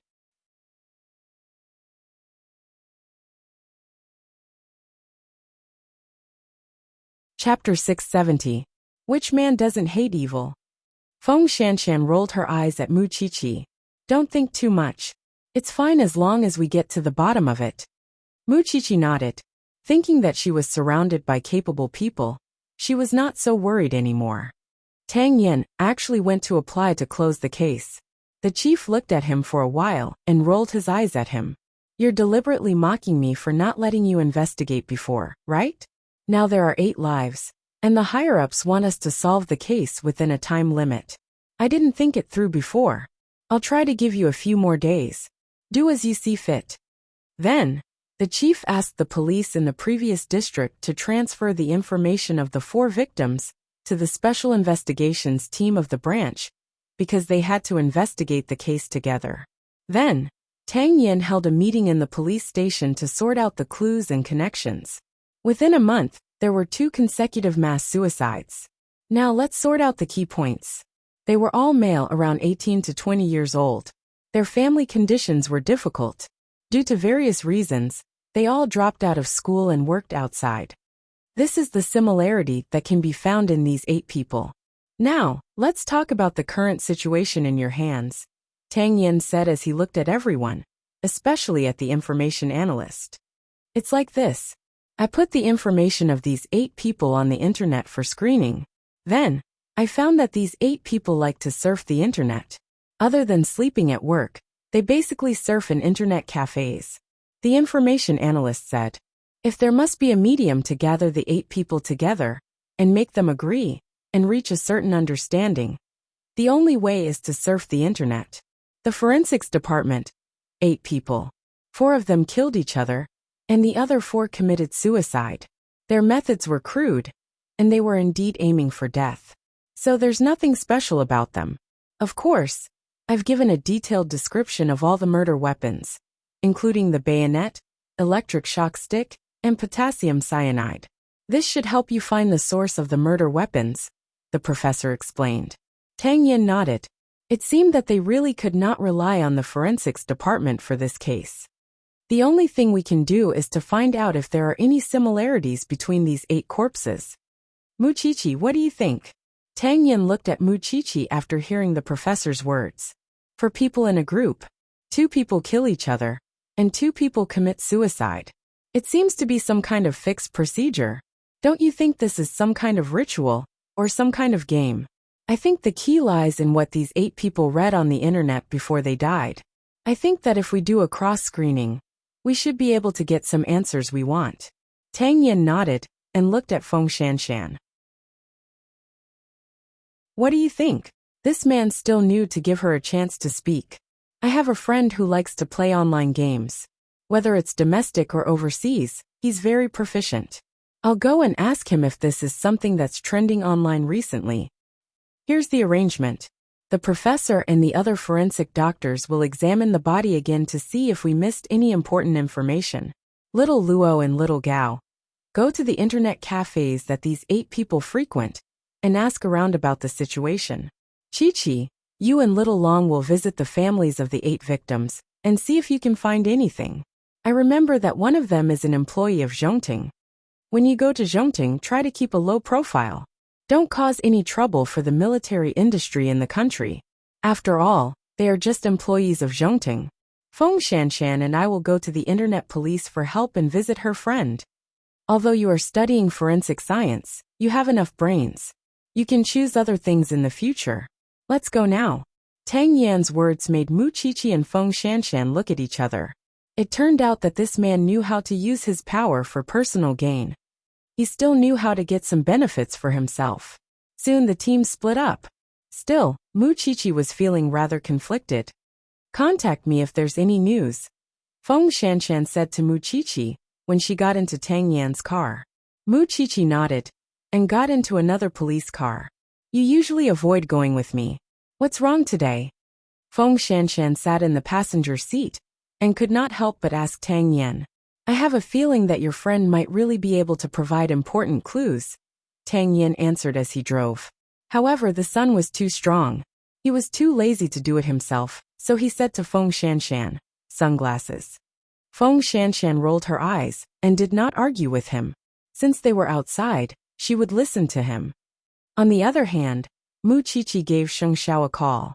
She was going to Zhongting for an interview later. She asked the relevant people to wait for her. Sheng Xiao hung up and smiled helplessly at the phone. She was indeed the little one he had raised. Now she even found out about him. Then he called the internal line and called the secretary in. Your madam is coming later. Wait for her. I know. Madam is coming to visit because of that employee. I've already asked the people below to arrange for the relevant people to wait. Don't worry, CEO. The secretary answered respectfully. I just don't know if she needs me to wait by her side when she comes later. Wait. Just wait. If she needs anything, just cooperate with her. Okay. The secretary seemed a little excited. Sheng Xiao saw it and was a little confused. The secretary quickly explained. Because I like Madam very much, and I want to see her professional appearance. She's my idol. Sheng Xiao snorted. His secretary had become that little one's fan? Let's go. Because the light emitted from that little one's body was really eye-catching. Soon, Mu Qiqi brought the senior to Zhongting's building. When she entered the door, she did not need to report at all. She did not need to arrange anything. This made the senior a little embarrassed. Qiqi, Zhongting's management shouldn't be so lax, right? Senior, have you forgotten? I'm the boss's wife. Mu Qiqi smiled. As she said that, Sheng Zhao's secretary walked in front of Mu Qiqi. Madam, the HR manager and the child superior are already waiting.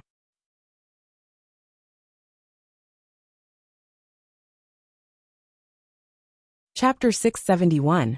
Soon, the secretary brought the two of them into the conference room, where the HR manager and another person in charge were already sitting.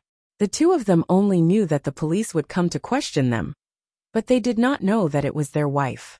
The HR manager immediately understood the identity of the person who came. The victim's boss, on the other hand, was not particularly familiar with Mu Qiqi's identity because he had been in the factory for a long time. Madam, this is the child's resume. The HR manager handed the information to Mu Qiqi. This child's name is Luo Mingxian. He's 20 years old and has just worked in Zhongting for 3 months. He has passed the internship period. 2 days ago, his superior just gave him a report to be promoted.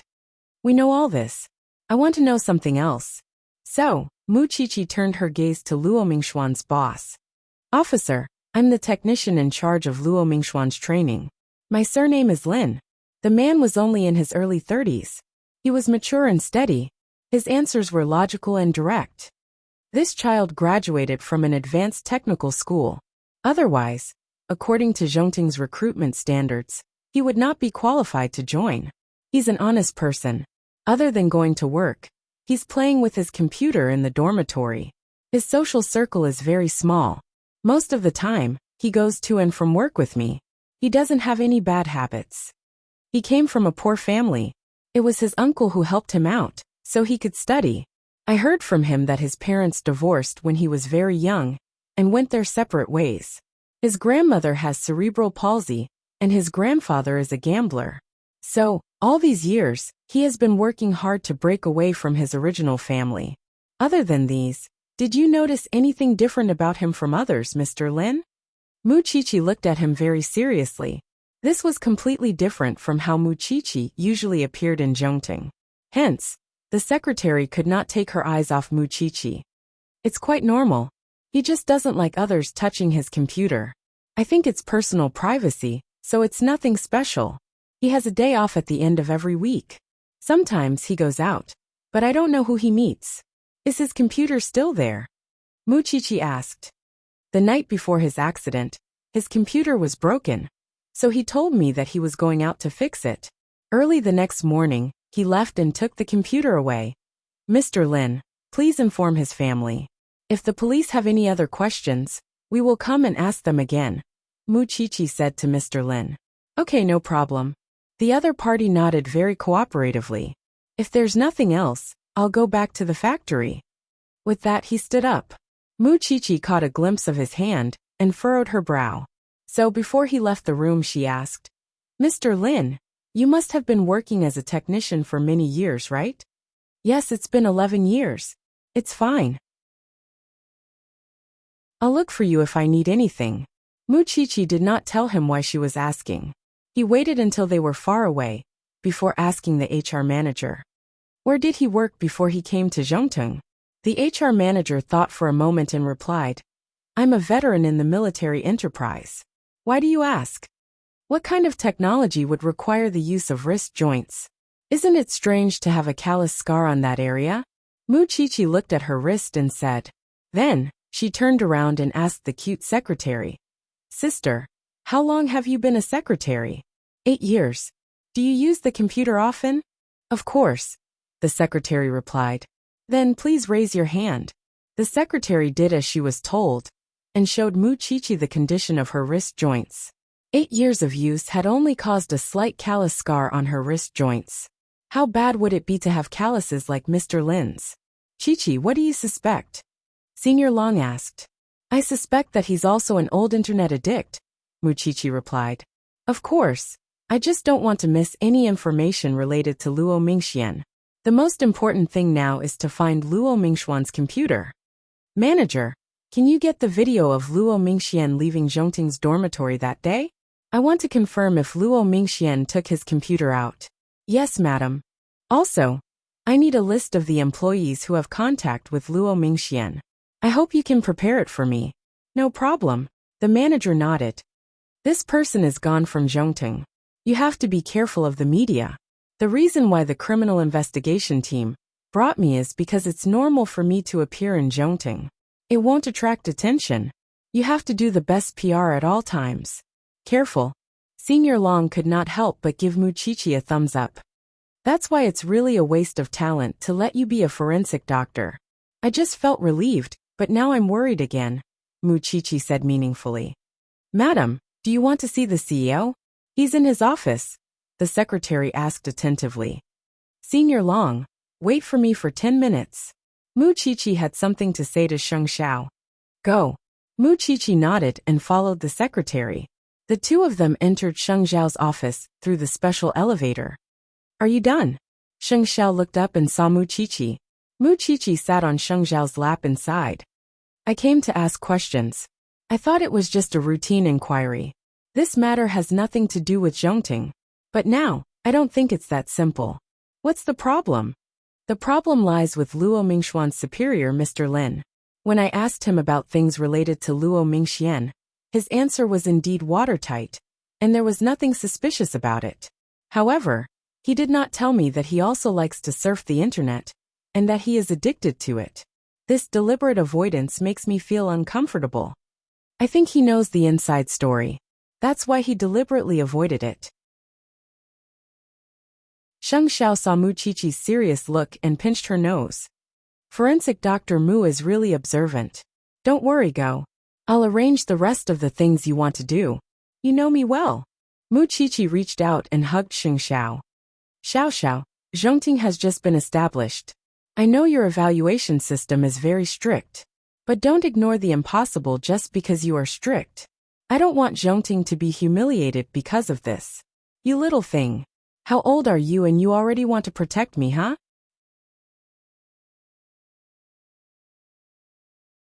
Chapter 672. Sheng Xiao lowered his head and kissed her lips for a moment. Finally he smiled. Got it. Go.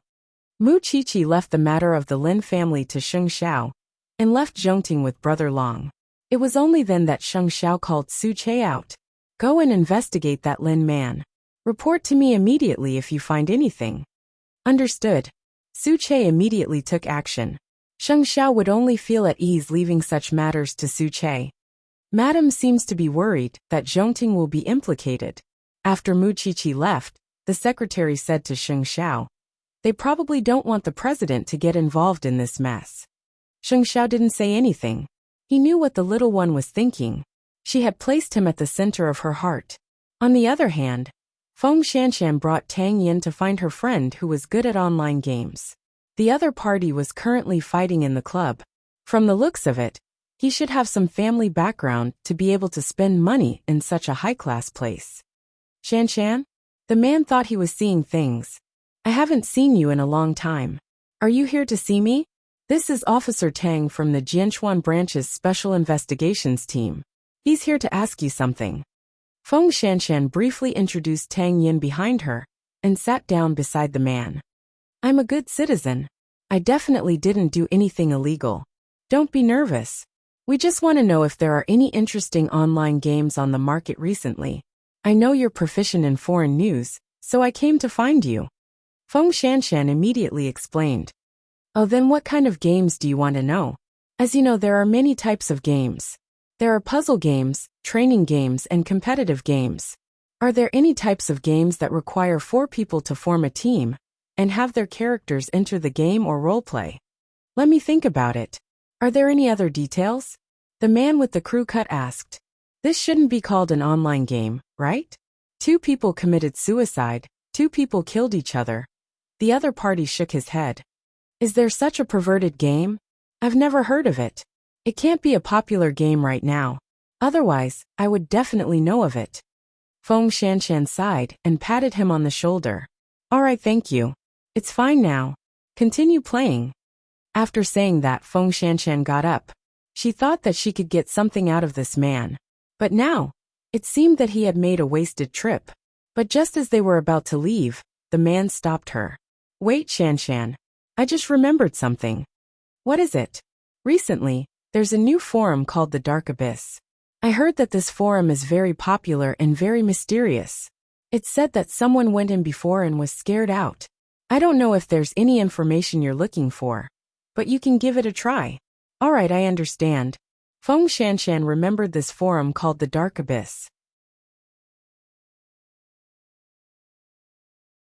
Your new boyfriend, right? Quite handsome, better than the scumbag from before. Before Feng Shanshan left, the man gave Feng Shanshan a thumbs up. Sees it. Feng Shanshan rolled her eyes at him. How could his eyes be so sharp? After that, the 2 of them left. Tang Yin immediately called the information analyst at the bureau and asked him to pay attention to the forum called the Dark Abyss. Are you familiar with this internet addict? Are you asking this as my boyfriend or as Captain Tang?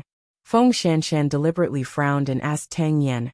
If it's Captain Tang, aren't you being too nosy? Boyfriend. High school classmate. Are you satisfied? Feng Shanshan raised her eyebrows and asked Tang Yin. Can I treat Captain Tang's behavior as jealousy? Tang Yin did not say anything. He just reached out and opened the door of the SUV. Feng Shanshan followed behind and snickered. She felt a lot more comforted because she finally felt that she had some place in Tang Yan's heart. At least, if it was in the past, he would not have done such a boring thing and asked such a boring question. Several teams gathered at the bureau in the afternoon, and each of them brought back different information. There shouldn't be any big problems with Zhongting, right? Feng Shanshan asked quickly when she saw Mu Qiqi. It's hard to say. Mu Qiqi thought of Mr. Lin, However, I also feel that it might be because I've gotten used to looking at people with suspicion recently. Everyone looks like a murderer. Maybe I'm just being paranoid. Tell us later, and let everyone analyze it together. Won't we know? What about your side? Do you have any clues? I know about a forum called the Dark Abyss. For the time being, I don't know if it has anything to do with these 2 suicide cases. Muchichi nodded. Everyone sat in the conference room of the bureau. Tang Yin had just come out of the autopsy room and was about to hold a meeting with everyone. However, at this moment, the chief brought a tall female police officer in a police uniform to everyone. I found a helper for you. This is Officer Gao. She specializes in fighting cybercriminals and has a lot of experience, the chief introduced. Tang Yin, you're still in charge of commanding, but you should listen to Officer Gao's opinion. She's an expert in this area. As soon as the chief finished speaking, the tall and slender Officer Gao walked up to Tang Yin and extended her hand. I've heard a lot about you. Welcome. Tang Yin was obviously just being polite. We're preparing for a meeting now. Officer Gao, will you join us? Of course. There are already 8 deaths now. It's just that. I'm a little curious. Why are there so many young girls in your special investigations team? They're forensic assistants. Do assistants have to attend meetings too? I thought they weren't official staff and didn't have the right to speak on the case. After saying that, Officer Gao deliberately looked at Muchichi. Muchichi and Feng Shanshan looked at each other and then got up from the table. You guys go ahead. We'll go to where we should be. Sit down, Tang Yin ordered. I'm still in charge here. Officer Gao's expression was obviously a little ugly. Although she had long heard of Tang Yan's straightforward personality and bad temper, she did not expect him to not give others any face. After all, they were of the same rank. These 2 children are used to following me to the field, so there's no need to send them away. Of course, Captain Tang has the final say here. The other party obviously did not intend to continue to push Tang Yan's buttons. However, Feng Shanshan was already obviously unhappy. This was because a woman's intuition had always been very accurate. This Officer Gao might not only be here for the case, but also for the man.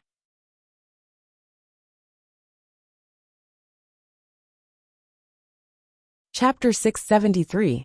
Now tell me about your findings, Chi-Chi. We visited the families of the 8 victims and conducted a comprehensive investigation of their social media accounts, but we didn't find any useful information. The only impression these victims' friends and relatives had of the deceased was that they were addicted to the internet. However, because surfing the internet is actually a very private matter, they don't know what the deceased usually did online. Muchichi made a simple summary. At the same time, we also found a very strange point. The computers of these 8 victims were either damaged or lost for various reasons. Other teams continue. After Tang Yin heard this, he turned his gaze to the others. According to the information you provided, Captain Tang, we found the forum called the Dark Abyss. However, there are extremely high conditions to access this forum. Not to mention that the entrance is difficult to find. The address is fluctuating. According to the requirements, registered members need to pay a deposit of 100,000 yuan before they can officially join. We haven't been able to decipher it yet, so we can't check the contents for the time being. After hearing this, Officer Gao, who was sitting in her seat, laughed. This is a typical cybercrime. It should be under the jurisdiction of our department. We really shouldn't let you run errands for nothing. Officer Gao, what do you think? I can give you a detailed explanation now, but I don't want any unofficial colleagues to be present. After all, they're not from the police station. If the news gets out, who will bear the responsibility? After all, didn't this woman still feel that Muchichi and Feng Shanshan were eye-catching? Therefore, the 2 of them consciously stood up. Captain Tang, let's go back to the forensics laboratory first. Tang Yin glanced at her and nodded. How about this? Officer Gao said that this case is a cybercrime and doesn't belong to our major crimes division. I'll go to the chief now and hand the case over to you. Officer Gao's expression turned ugly again. She really didn't expect Tang Yin to protect these 2 interns so much. Perhaps the chief had heard that the two of them were arguing. So he specially came out of the office and said to Tang Yen, "Tang Yen, you have to believe in Officer Gao's professionalism. Listen to her arrangements. Shanshan and Chi-Chi, leave for now. Since the director has spoken, of course I will do it. However, I would like to ask the director to immediately transfer the case. Since cybercrime is not within our jurisdiction, we should do what we should do. There is no need to hold a meeting. Look at your temper. Officer Gao came all the way here. And this is how you treat your guests? Don't throw a tantrum." Tang Yen was not afraid of the director, but Feng Shanshan was. "Mu Chi-Chi, let's go." Mu Chi-Chi nodded and left the meeting room, returning to the forensics lab. Two sensible children after all. Seeing that Officer Gao was satisfied, the chief walked up to Tang Yen and said, "Don't be so stubborn. Let's start the meeting and try to solve the case as soon as possible." Tang Yen did not say anything else. He only gestured for Officer Gao to go forward and explain what a cybercrime was. "Do you think that woman is targeting you or me?" Sitting in the morgue, the two couldn't help but gossip. "It should be directed at the two of us. After all, they are experts and we are just interns." Mu Chi-Chi shrugged. However, Captain Tang has always been willing to sacrifice everything for the sake of the case. What happened today? He wants to fight that Officer Gao to the end. How would I know what's wrong with him? Feng Shanshan didn't think much of it. At this time, she wouldn't think that Tang Yin was doing it for her. "You didn't tell him about Zhongting's situation just now. They don't like us now. What if we tell them about Zhongting, and they use it as a pretext?" Mu Chi-Chi snorted. "Moreover, it's just my guess. There's no real evidence." "You're right." The two of them waited in the forensics lab. However, not long after, the professor returned to the lab helplessly. "How is it, Professor?" "Only an information analyst can keep up with what Officer Gao said. How can people like us who don't understand computers understand? I think that kid Tang Yin is going to have a headache," the professor explained. So, he went to the director's office again and asked to transfer the case. This really doesn't match that kid's character. In the past, if he encountered such a situation, he would definitely work hard and learn those things that he doesn't know. I don't know why, but this time, he's not enthusiastic at all. Is it possible that he's taking revenge on the director? Look, when the first 4 victims committed suicide, the director didn't allow us to investigate. Now that the situation is serious, he asked Captain Tang to solve the case within a time limit. Instead, he's not in a hurry. Mu Chi-Chi thought of this possibility. Who knows what he's thinking? Although Mu Chi-Chi also wanted to solve the case, she wanted to hear that this matter had nothing to do with Zhongting. Therefore, no matter what Tang Yin decided, she would tell Tang Yin her findings in private. The few of them argued in the director's office until their faces were red. In the end, the director asked Tang Yin to calm down for half an hour before going back to tell him the answer. Feng Shanshan and Mu Chi-Chi didn't know what happened in the office. The two of them packed their things. After all, they were interns. Since there was nothing for them to do, of course they had to get off work and go home. However, when she went to the bathroom, Feng Shanshan saw Officer Gao fixing her makeup in the bathroom. Although she was unhappy, she still greeted her respectfully. "Officer Gao." After combing her hair, she turned around and looked at Feng Shanshan. "You and the other child admire Tang Yin a lot, don't you? Officer Gao, you should have heard that Mu Chi-Chi is Sheng Zhao's woman, right?" Feng Shanshan explained. "What about you?" Feng Shanshan didn't answer Officer Gao's question, but she smiled. "I've known Tang Yin since I was in the police academy. After so many years, I've been thinking about him, because I feel that men should be like him. Now that I think about it, it's been almost 10 years. Officer Gao, isn't it strange for an intern like me to say this? An intern will become a permanent employee sooner or later, and you've been by his side all this time. It's hard to guarantee that you won't fall in love with him over time. I'm just here to tell you in advance that Tang Yin is the man I like." Feng Shanshan smiled and walked to the sink. She slowly washed her hands and then answered Officer Gao. "What a pity, Officer Gao. You're still too late. You've known Tang Yin for 10 years. But he's sleeping with me at night.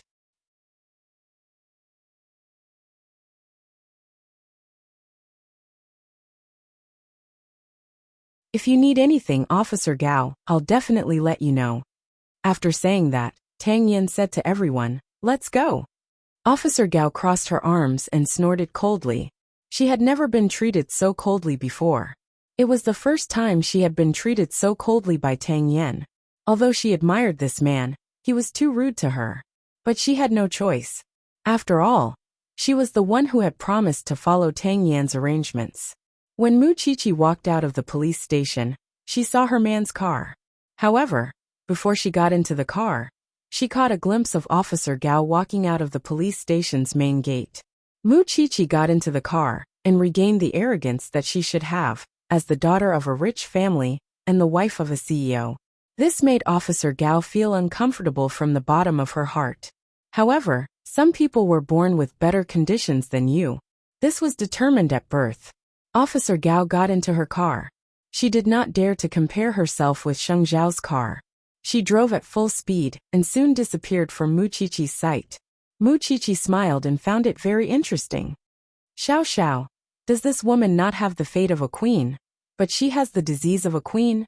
A proud woman will see all those of the same sex who are more outstanding than her as opponents and silently compare them. I know, Mu Qiqi replied. But I don't think she's competitive at all. Conceit is actually a sign of inferiority. She thinks she has everything, but in fact she lacks everything. Sheng Xiao was not in the mood to care about others. He directly pulled Mu Qiqi onto his legs. The HR manager asked me to pass something to you, but I won't give it to you for free. Mu Qiqi remembered that she had asked the HR manager to help investigate the video. She quickly hugged Sheng Xiao's neck and acted coquettishly. You know that I'm curious, but you still torture me like this. Show me first, and then I'll agree to whatever you want. This thing had the identity of a rich young lady, but she had lost her childishness in the outside world. She was clearly 20 years old, but she exuded the charm of a mature woman. Just rubbing against his leg was enough to elicit a reaction from him. Sheng Xiao could not bear it anymore, so he whispered to Su Che, "Drive faster." Mu Qiqi heard the change in his voice, so she chuckled. There's still some distance to go home. The nearest place is your office in Zhongting. Are you sure? Of course I don't care, but when I get home, my parents will be there. Besides, can you hold it in until then? Sheng Xiao really wanted to hug this thing and melt it in his arms. Su Che, let's go to the company. Su Che did not say anything. He quietly changed direction and drove the car back to the company. When the two returned to the company, they closed the door of the office and released their inner desires for each other on this tall building. Mu Qiqi only felt that this man seemed to have gone crazy, gnawing on her skin and nerves. But the next time she came, she could not look at the sofa here. Sheng Zhao's office clearly had a separate lounge, but he was not interested in the big bed. The two sat on his office chair, still joined together and not separated. Mu Qiqi saw Sheng Zhao's shirt was loose, and his eyes were dazed. She felt as if she had been electrocuted, and her whole body was numb. Sheng Xiao noticed her change and lifted her chin. You're not full yet. No, you promised me. Show me the surveillance. Sheng Zhao's posture did not change. He just turned on the computer and played the surveillance for her. At that time, Luo Mingxian did leave with the computer, and it was very early. You must have investigated that man with the surname Lin, right? According to Su Che, this man is normal. He goes to work and takes care of his daughter when he gets home. He used to be addicted to the internet, but in recent years, he rarely has the time to indulge in it.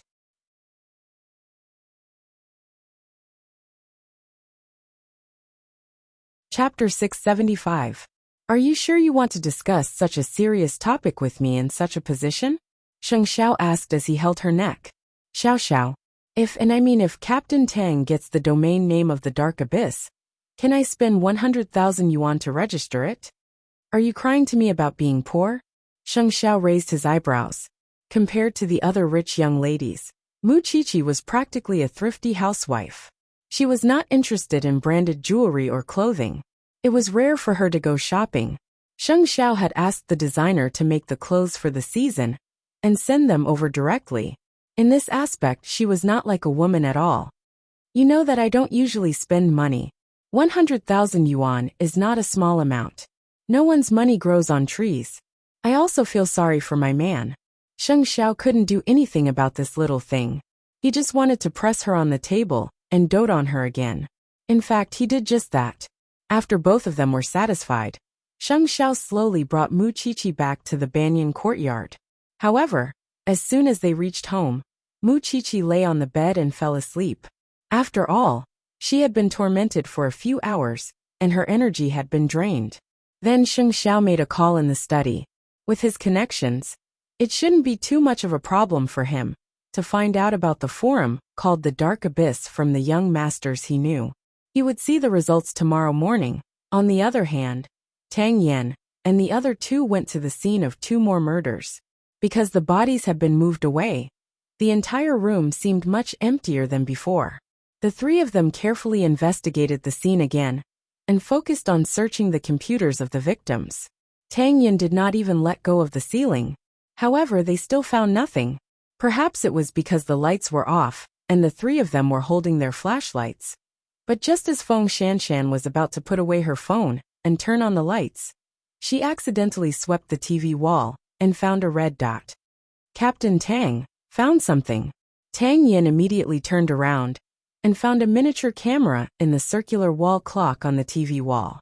Officer Long immediately took the camera down and looked a little excited. Maybe this camera captured a few people committing suicide. Feng Shanshan looked carefully at the location of the camera. It was obviously in the middle of the living room. In other words, through the camera, she could clearly see the complete scene of them committing suicide. Check the other locations and bring them back to the station for the technical department to analyze. Feng Shanshan had a hunch that there would be nothing inside. Let's go to the other scene to take a look. Maybe we can find something else.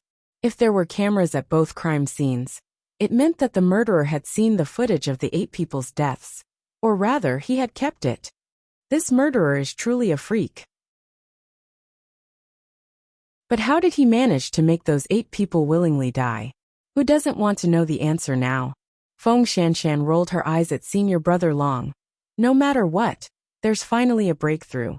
Tang Yen, didn't my friend say that he had a friend who entered the underworld, but was scared out of his wits?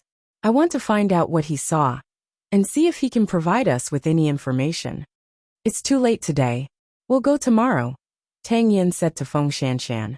Go back and rest first. TSK.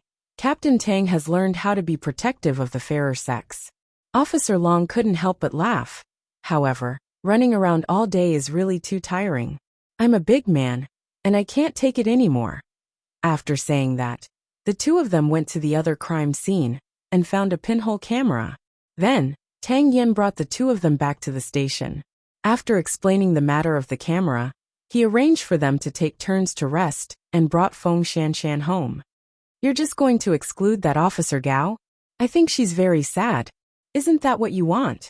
Tang Yen asked Feng Shanshan directly. Ahem. Even if it's what I want, don't say it so directly. According to your personality, you should still be thinking about the public. You're not someone who will change the way you work because of my preferences. Yes, it's not because of you.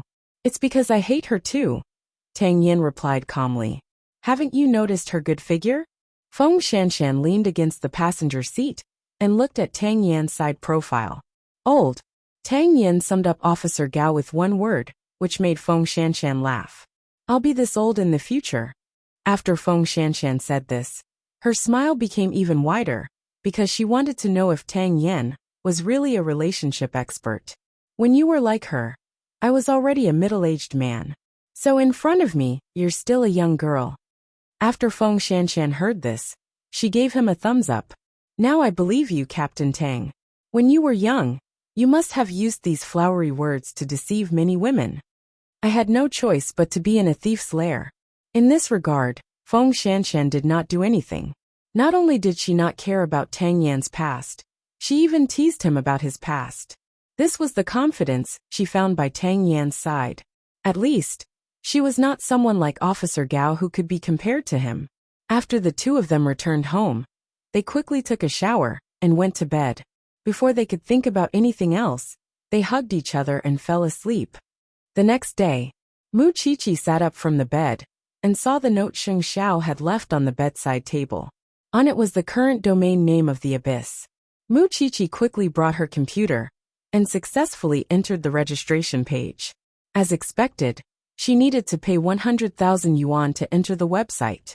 Mu Qiqi gritted her teeth and finally used Sheng Xiao's card to register as a member.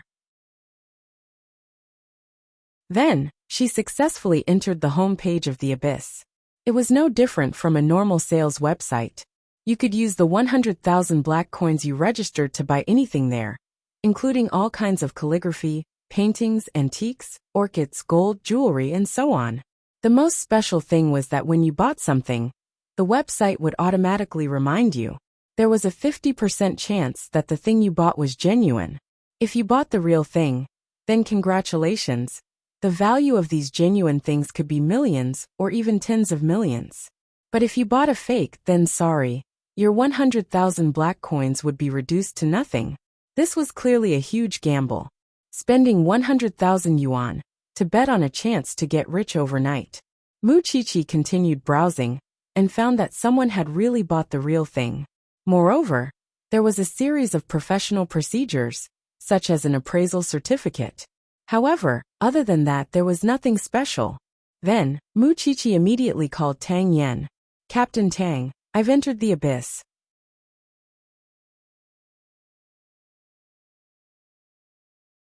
Chapter 676. In order not to alert the enemy, Mu Qiqi spent a lot of money on that lousy website. She spent 100,000 yuan to buy a few lousy antiques, none of which were real. According to the website's prompt, there would be a system prompt the moment you bought it. This was equivalent to a scratch-off lottery ticket. It was full of the nature of gambling. The people from the branch office also wanted to use Mu Qiqi's username to go in and investigate. However, perhaps because they sensed that the IP address had changed, Mu Qiqi's account was prompted with an abnormality, and she could no longer log in. This forum is too hooligan. Moreover, nothing in it is legal. But you said that it's illegal, and the price is clearly stated. Moreover, there are all prompts. In the end, it's just taking advantage of the gambler's mentality. As someone who had entered before, Mu Qiqi deeply admired the brains of the forum's creator. We also entered the forum, but Qiqi didn't find anything unusual inside. Although the 100,000 yuan membership fee is expensive, there's nothing suspicious about it. Now that the internet is so developed, it's not surprising that there are a few forums like this. At most, we can just report it. After hearing Officer Long's words, Tang Yin turned to look at Mu Qiqi. Could it be that the IP address and bank account you used exposed your identity and aroused their vigilance? Captain Tang, my understanding is that the abyss is not afraid of our investigation at all, Mu Qiqi replied. I agree with this. If the abyss is really afraid of an investigation, or if it has something to do with the 8 lives this time, they would have closed the entrance long ago. How could they still allow us in?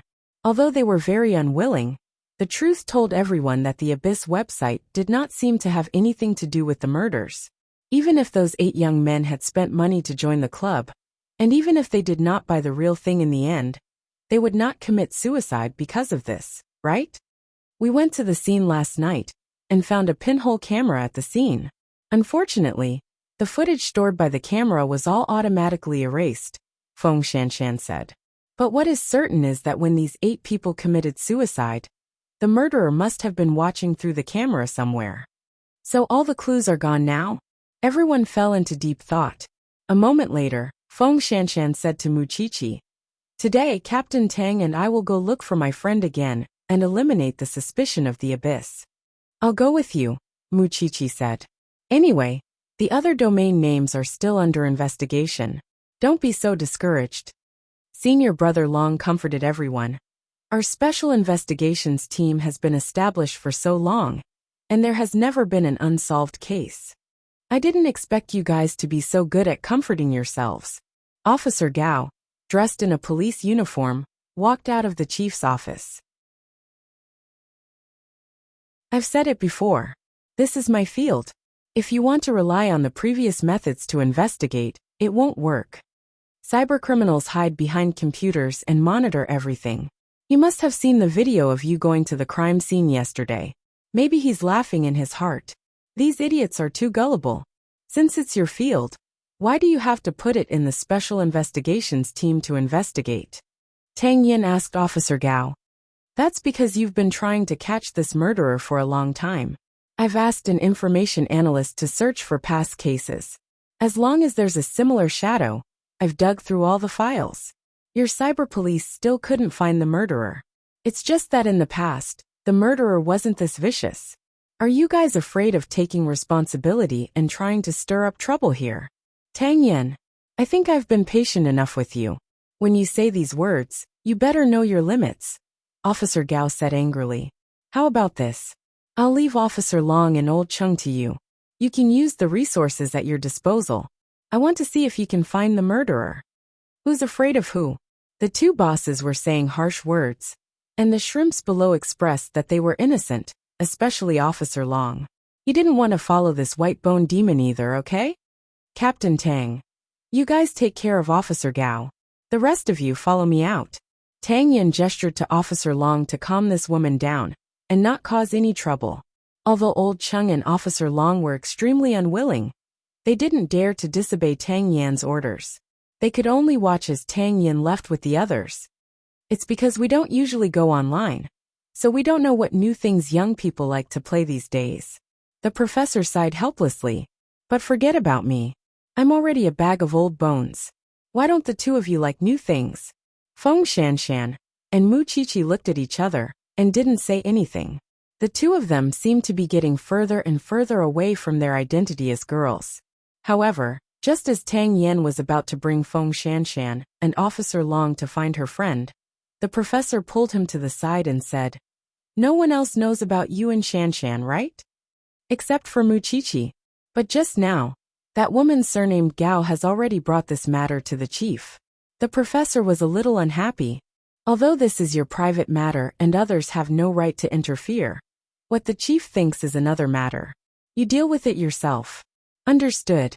Tang Yin only said 2 words. He didn't have the time to deal with Gao Qiqi now. However, he would remember this grudge. The 3 of them traveled together, and once again found Feng Shanshan's friend at the high-class club. Shanshan, what do you want to ask this time? We want to know where your friend who was scared out is. Is it convenient for us to talk?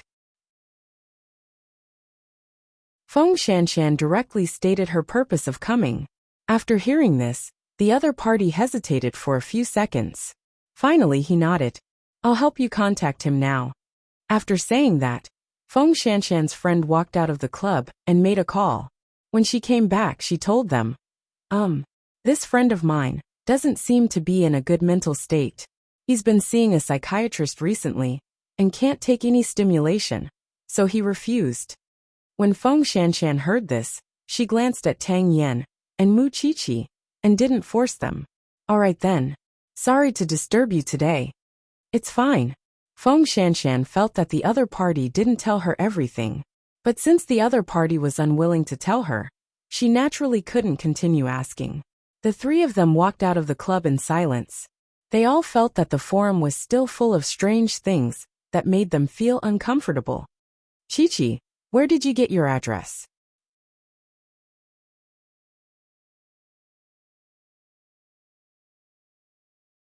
Chapter 677. As if he knew that Mu Qiqi would ask for the domain name again, Sheng Xiao hooked his finger at her. When he saw that she was sitting on him, he asked in a low voice, Are you sure it's the problem with this forum? I registered as a member this morning, and didn't find anything when I went in. However, I still feel that this forum is full of strangeness. There's an indescribable mystery to it. I have a feeling that I've only seen the tip of the iceberg. Why is the police relying on intuition to investigate cases now? Sheng Xiao curled his lips. Or are you saying that the clues are broken now? But you insist on biting on this thread?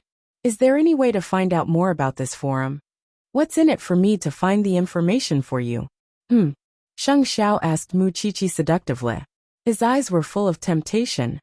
Do whatever you want. Mu Qiqi said heroically. That's what you said. After saying that, Sheng Xiao dialed the internal line and asked the secretary to enter the office. Go and invite the young master of the Yin family over. Let him come for lunch. Is this young master of the Yin family that ridiculous rich young master? The one who married his father's lover? He's open and likes to hunt for novelty. If there's no news about him, then there's really nothing suspicious about the dark abyss. After saying that, Sheng Xiao pointed to the sofa at the side. Go and wait. I'll go to the meeting first. Got it. Before Mu Qiqi got up, she took the initiative to kiss him. Sheng Xiao was so busy, but she still pestered him thoughtlessly. It made her feel very guilty. After this incident, she would definitely not let her man be involved in these murders again. After 40 minutes of waiting, the famous young Master Yin was invited to Zhongting's office. The secretary guided young Master Yin in, and saw Mu Qiqi sitting on the sofa with tea already prepared. Hey, isn't this our little bride? I've heard a lot about you. Mu Qiqi knew that this young Master Yin was a fun person to play with. He was dressed in a wine-red suit and wore exquisite accessories. His hair was dyed flaxen, and he was as flashy as he could be. Isn't young Master Yan's name just as well known? The man smiled and cupped his fists. Thank you for not despising me, President Sheng. We can still be friends. I'm really sorry. I have something to ask of you today.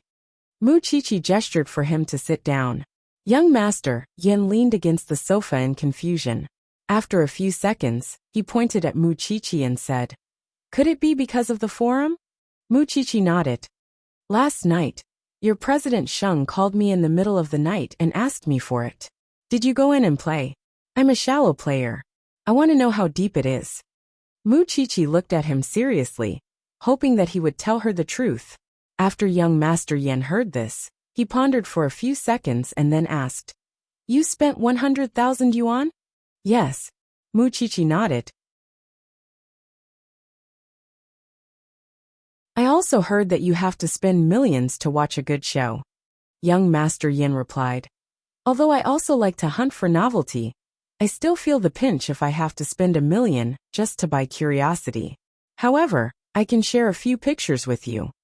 With that, young Master Yin took out his phone, flipped through a few photos, and handed them to Mu Qiqi.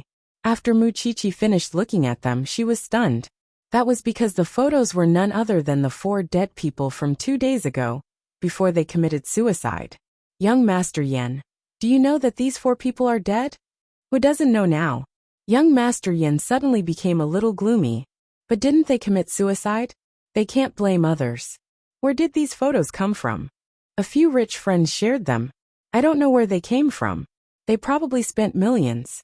After listening to young Master Yan's words, Mu Qiqi fell into deep thought. With these photos, she could be sure that the forum was definitely related to the 8 dead people. Little bride, there are too many messy things on the internet. You're a forensic doctor. How can you manage them? Besides, they're all suicides. No one can stop them. Mu Qiqi put away her serious expression and smiled. You're really easy to talk to.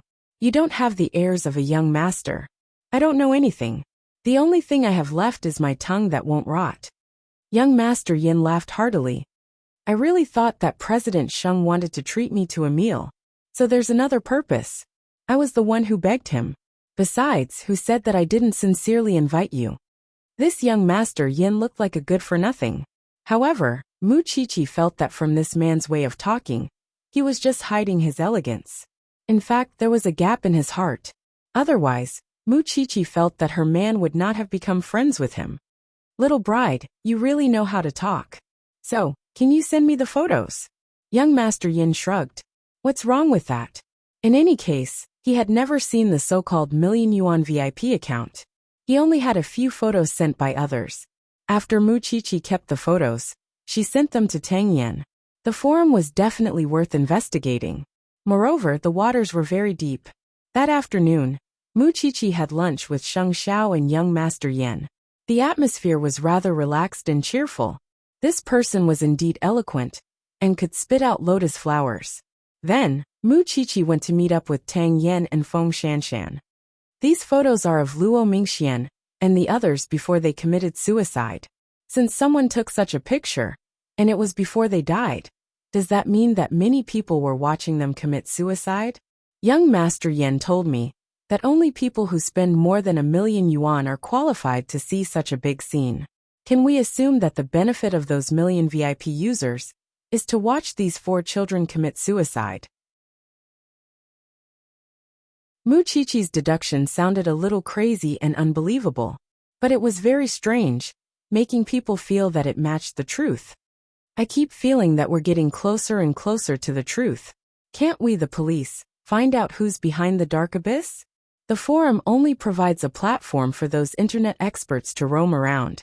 Who are you looking for behind the scenes? They're all hiding behind the computer. Who are you looking for to be responsible? Tang Yin answered. Not only that, the people from the technical department replied that the anti-reconnaissance technology of the dark abyss is very mature. It doesn't seem to be domestic technology. So, Captain Tang, are you saying that we really have to spend 1,000,000 yuan to verify whether the so-called VIP users are watching the children commit suicide?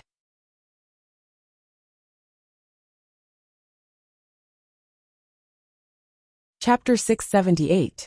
The investigation department is investigating to see if they can decipher it. Even if they decipher it and find out that there's something wrong with the dark abyss, how can they convict him? After all, these children committed suicide. No one coerced them, so the cause of their deaths is still the key. Muchichi looked at Feng Shanshan and Tang Yin and sighed. Is the dark abyss planning to become our country's dark net? Network security has a long way to go. Feng Shanshan shrugged. Tang Yin was about to sort out the information he had on the case when Feng Shanshan's friend called. Shanshan, that friend of mine committed suicide by taking medicine at noon. After he was scared out by the dark abyss, he was in a trance and refused to say anything. He's in the hospital now. Tell me the address. We'll go over now. Feng Shanshan had a feeling that this man who was scared out by the dark abyss was definitely a VIP. In other words, it was very likely that he had seen the video of Luo Mingxuan's children committing suicide a few days ago. Therefore, the 3 of them immediately went to the hospital. When they arrived at the hospital, Feng Shanshan saw her friend sitting on the bench with a flustered expression. Xiaoyu. Shanshan, you're here? The man pointed at the ward behind him and said, he's inside. He was scared to death at noon. Fortunately, he was discovered early and had his stomach pumped. Now he's in a daze. Most sleeping pills can't kill people now. Don't worry. Feng Shanshan comforted him, and then looked at Muchichi. Captain Tang, Muchichi and I will go in first. Because girls were relatively less aggressive, the other party would not be so wary of them. Go. I'll be outside. Call me at any time. Tang Yin nodded. He was also prepared to communicate with this man called Xiaoyu. Muchichi and Feng Shanshan gently pushed open the door and saw the boy sitting on the bed with his arms around his knees. His face was pale. When he saw the 2 of them, he was immediately frightened. Who are you? I don't want to see you. Who are you? Get out, get out. We don't have any ill intentions. Get out, or I'll die in front of you. The 2 of them had no choice but to leave and close the door. He's too emotional. Muchichi looked at Tang Yin and shook her head. I heard it. Let me try. Then, Tang Yin pushed the door open and walked in. Feng Shanshan could not help but laugh. We're 2 women, and we ran into trouble as soon as we went in. I really don't believe that a man like him can subdue the other party. However, after Tang Yin had been in the room for more than 5 minutes, there was no sound of shouting. Feng Shanshan and Muchichi were amazed. I think this person's sense of security is on the verge of being destroyed, so when we go in, he will be very repulsed. But when Captain Tang goes in, he will be quiet because Captain Tang himself gives people a sense of security. You're right. Feng Shanshan nodded. I really want to know what they said inside. In the ward, Tang Yin was sitting next to the man's bed, but both of them were silent. After a long time, Tang Yin said, I used to be an undercover drug dealer. I was forced to do a lot of things, such as hitting women and kidnapping children. If I hadn't been obedient at that time, I might have been stabbed by the other party. Then you escaped? This topic indeed attracted the other party's attention. Yes, Not only did I escape, but I also destroyed the drug den, Tang Yin said. Men are not as weak as you think. When they are strong, they can do a lot of things that you can't imagine. So you don't have to be afraid. The man seemed to have been seen through. Only then did he let down his guard and asked Tang Yin, "How do you know I'm afraid?" There was a period of time when I was undercover. I was also paranoid all day long. I felt that someone was trying to harm me, because I saw a lot of dirty things. I almost broke down because I couldn't take it anymore, just like you are now. The man pursed his lips timidly. Obviously, Tang Yin had guessed what was on his mind. Then are you still afraid now? I'm now the national champion of mixed martial arts and kickboxing. I'm still a criminal police officer. I specialize in catching criminals. I want to stop the things I'm afraid of from happening to others like you. After hearing Tang Yan's words, the man was finally not so afraid anymore. Only then did he dare to take the initiative to say something. "Officer, can I become as strong as you? As long as you want to, you can. Then can you help me? I can introduce you to all my coaches and make you stronger," Tang Yan promised. "The reason why you're afraid now is because you feel small and fragile. It's as if you'll break at the slightest touch. Then, you have to become stronger." The man seemed to be encouraged and his fighting spirit was ignited. "You're right. I should be braver. Although I feel disgusted when I think of those scenes, I must become stronger. You can tell me what disgusting things you saw. Only by smashing these disgusting things can you be completely cured. Looking straight at them is the only thing you have to do now." After hearing Tang Yan's words, the child fell silent again. However, after a moment he crossed his arms and said, "I saw two people killing each other on the forum of the Dark Abyss. I was scared out of my wits. I quickly left. Later I heard that the 4 people really committed suicide. I was very scared because I felt like an executioner." As expected, Muchichi was right. The so-called benefits of having 1,000,000 VIP users were that they could watch the live stream killing. As for this child, it was obvious that he had been dragged into it by his curiosity. However, he was kind by nature, so he would be traumatized. Can you carefully recall how you entered and how you saw the live stream?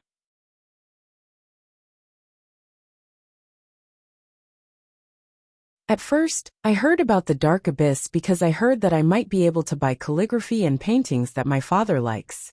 So, I went in a few times and bought a lot of fakes, but I also bought real ones. After a while, I spent a lot of money inside. That day, I was looking for antiques inside and wanted to try my luck. However, the system suddenly reminded me that there was a live stream benefit and gave me a live stream address. I thought it was that kind of thing, like beautiful ladies or something, so I clicked in. After all, it would be a waste not to watch it. But when I went in, I understood.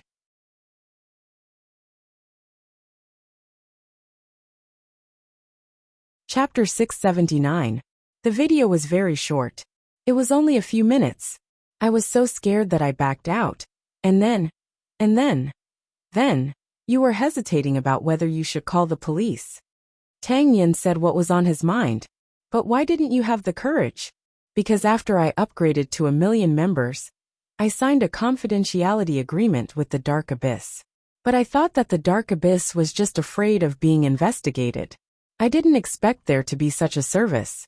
If I leak the secret, not only will I have to pay 100 million in compensation, but I will also be tracked and threatened by the Dark Abyss. So, I'm very conflicted. I'm really afraid. Are there many people watching the live broadcast?" Tang Yin diverted the other party's attention to ensure that he wouldn't fall into fear again. "I don't know. There's no indication. Officer, does this count as me not reporting what I know? Did I break the law?" "Don't be nervous." Tang Yin comforted him. "We will definitely break through what you're afraid of. And you've done a great service by providing us with clues." The other party heaved a sigh of relief. "I feel much better now that I've said it. I also believe that the officer will protect me." The two of them chatted in the ward for a full hour. When Tang Yin walked out of the ward, Feng Shanshan and Muchichi were almost asleep. "How is it?" "I've sent someone to protect him. After all, he's our witness." After saying that, Tang Yin handed the phone to the two of them. "Go listen." This person was recording. Feng Shanshan knew that people who had dealt with drug dealers must be hiding a lot of thoughts and skills. To ensure that no one was around, the two of them went to the car to listen to the recording. It took them about an hour to finish listening to the conversation. After listening, the two of them had complicated expressions. You guessed right, Feng Shanshan said to Mu Qiqi. Now it's confirmed that the Dark Abyss is providing illegal services and live-streaming murders. No, the forum is illegal. But why did the children commit suicide? Why did they listen to others so obediently? I can't understand. Who can understand? This answer is the same as finding the person behind the Dark Abyss. It's not an easy task. A moment later, Tang Yin settled the people in the ward and returned to the two of them. What do you think? I think the problem still goes back to the victims. The computer is the key. I think Luo Mingxuan's computer might have a chance of being found. I asked Zhongting's manager to check the surveillance footage for me, and found that when Luo Mingxian left, he was indeed carrying his laptop. He said that it was broken. Is it possible that he really sent it for repair? Because now, even if we know the problem with the Dark Abyss, we still don't know why these children committed suicide. We can't let go of any clues.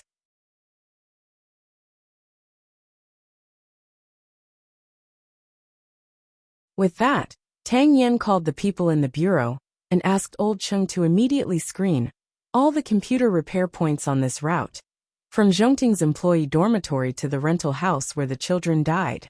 Their only hope now was to find the child's computer. There's no time to lose. Let's take action now. Hopefully, we'll be able to gain something. Feng Shanshan was now full of energy, because as long as she thought that there was someone in this world who could be so evil, she was so angry that she was about to cry. It was the same for Mu Qiqi. The two of them suddenly understood why Tang Yin was so gloomy.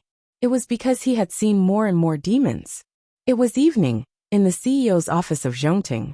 Although he had previously ruled out Mr. Lin as a suspect, Sheng Xiao still had doubts about this person. Even if it wasn't to help the little thing solve the case, he had to ensure that there were no terrifying demons hiding in his territory. Su Che was assigned to follow them for a week, no matter how big or small. After all, Sheng Xiao also knew what the little thing was inquiring about. His brain was obviously more capable than Mu Qiqi of thinking about what kind of benefits the million VIP members of the Dark Abyss could enjoy. Therefore, he didn't want the little thing to come into contact with dirty things like the Dark Abyss endlessly. CEO, this Lin sends his daughter to school at 7:30 a.m. every day, arrives at Zhongting for work at 8 a.m., gets off work at 12 a.m. for lunch, takes an hour's lunch break at work, gets off work at 5 p.m., brings his daughter home at 6 p.m., and at 9 p.m., the lights at home are turned off on time. It's like this every day. What does he do during his lunch break? What does he do between 6 and 9 o'clock in the evening? I want to know. Sheng Xiao raised his eyelids and looked at Su Che seriously. You should have heard about the Dark Abyss. You should know that these are 8 lives. If someone is really hiding in Zhongting and causing trouble, what will happen to Zhongting? So keep your spirits up and think of a way to find out if this man is suspicious or not. Understood. Su Che nodded. Why did Sheng Xiao have such deep suspicions about this man? It was because he was so regular that he didn't eat the smoke of the mortal world. Normal men, friends, and social interactions. Which of them didn't take time and energy to maintain? He was so punctual that it felt like he was acting for them. Even someone like him couldn't go home on time every day. However, this Lin guy could. This person was either free at a fixed time, or he was acting for them. At this moment, Mu Qiqi and the others were still sweating profusely as they searched for Luo Mingxuan's computer. From Zhongting's staff dormitory to the crime scene, several teams of people searched one by one, asking questions one by one, and went through all the repair points. Finally, in an old repair point, they asked about Luo Mingxuan's computer. This child came and asked. At that time, he took the computer and asked if our technology could repair it. But our people were helpless, said the owner of the repair shop. Can you remember any more details? I remember that child, because when that child appeared, he looked very flustered, and he was running over. When he took out the computer, his hands were shaking. At that time, Our staff saw that the computer was poisoned and could only reinstall the system. He said that it was too late, and then he ran away with the computer. Is there anything else special? Muchichi tried to remind him. Boss, please think about it carefully. I still remember his computer screen. It was a dark red screen that kept flashing. It was quite strange. Later, our technology told me that it might have been controlled remotely. After hearing the boss's words, Muchichi and the others knew that the computer would not be found. However, they also had a new point of suspicion. Could Luo Mingxuan state at that time, and the state of the computer be under surveillance and coercion, as Feng Shanshan's friend's friend had said?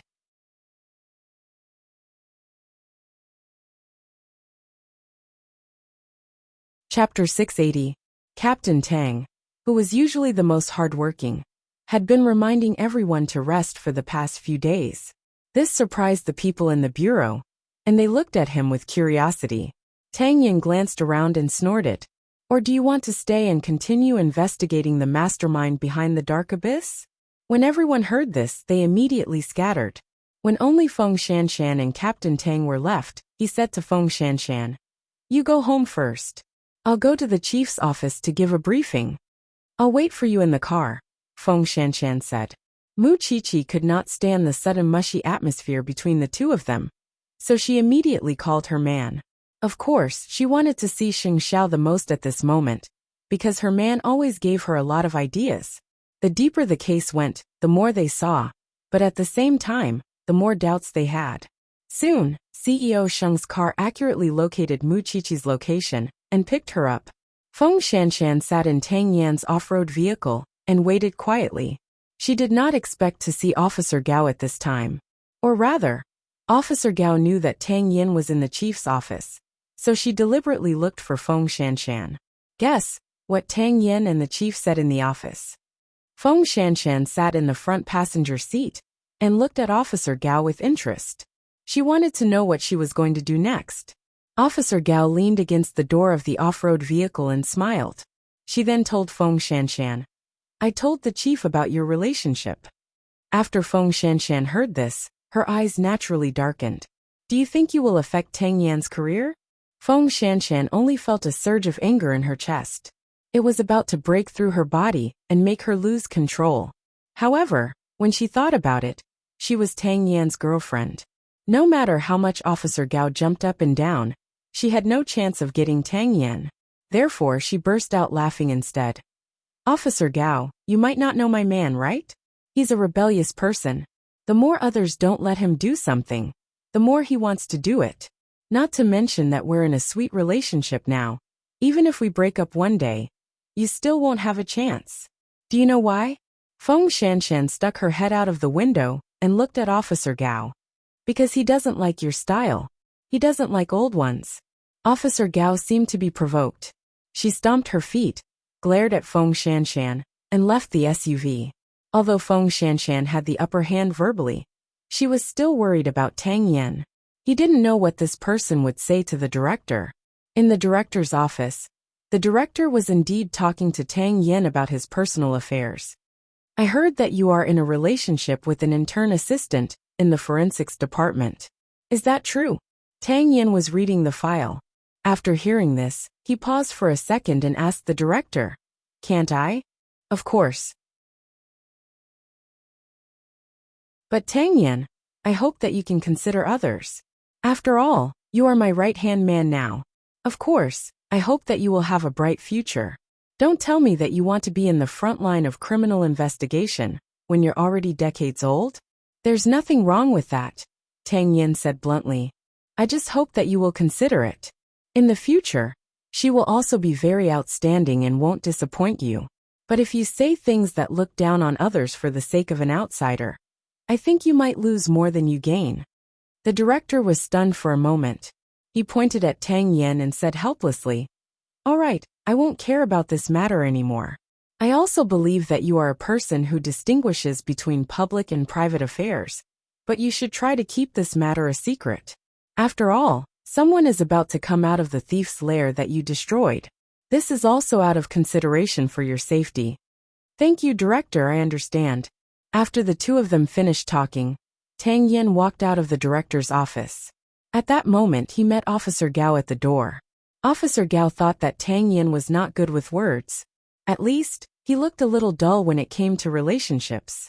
However, Tang Yin said to her directly, "If Officer Gao's purpose in coming to the Jianchuan branch office is not to help us solve the case, then I can call the director of the cyber police and suggest that he transfer her back.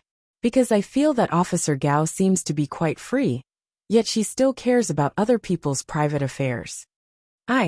You're not qualified to be a police officer." After saying this, Tang Yin turned around and went downstairs. He quickly returned to the car. Feng Shanshan saw that his expression was calm, so she did not ask further. When they were halfway there, she said, "So you and the director both admitted it? The director is only my boss. He can't interfere with my private affairs. You won't fall out with the director because of me, will you? Read less romance novels," Tang Yin said coldly. "Do you think everyone in the world is an evil mother-in-law in novels? Even so, it depends on my will." Feng Shanshan patted her chest. She also felt that she was thinking too much. "I'm afraid that you'll give up on me, although my rationality tells me that it's impossible." At this moment, Tang Yin actually thought about the director's words in his mind. It was because the director had reminded him that those people were coming out. He was worried about Feng Shanshan's safety.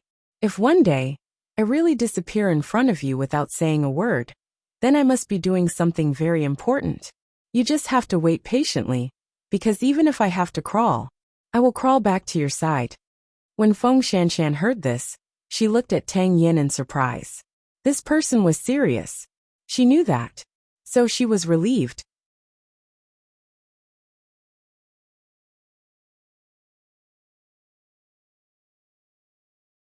"Although I don't know where my courage came from, I can understand you. As Tang Yin, you are willing to risk your life to solve the case. I won't pester you. On the contrary, I'm very infatuated with your temper.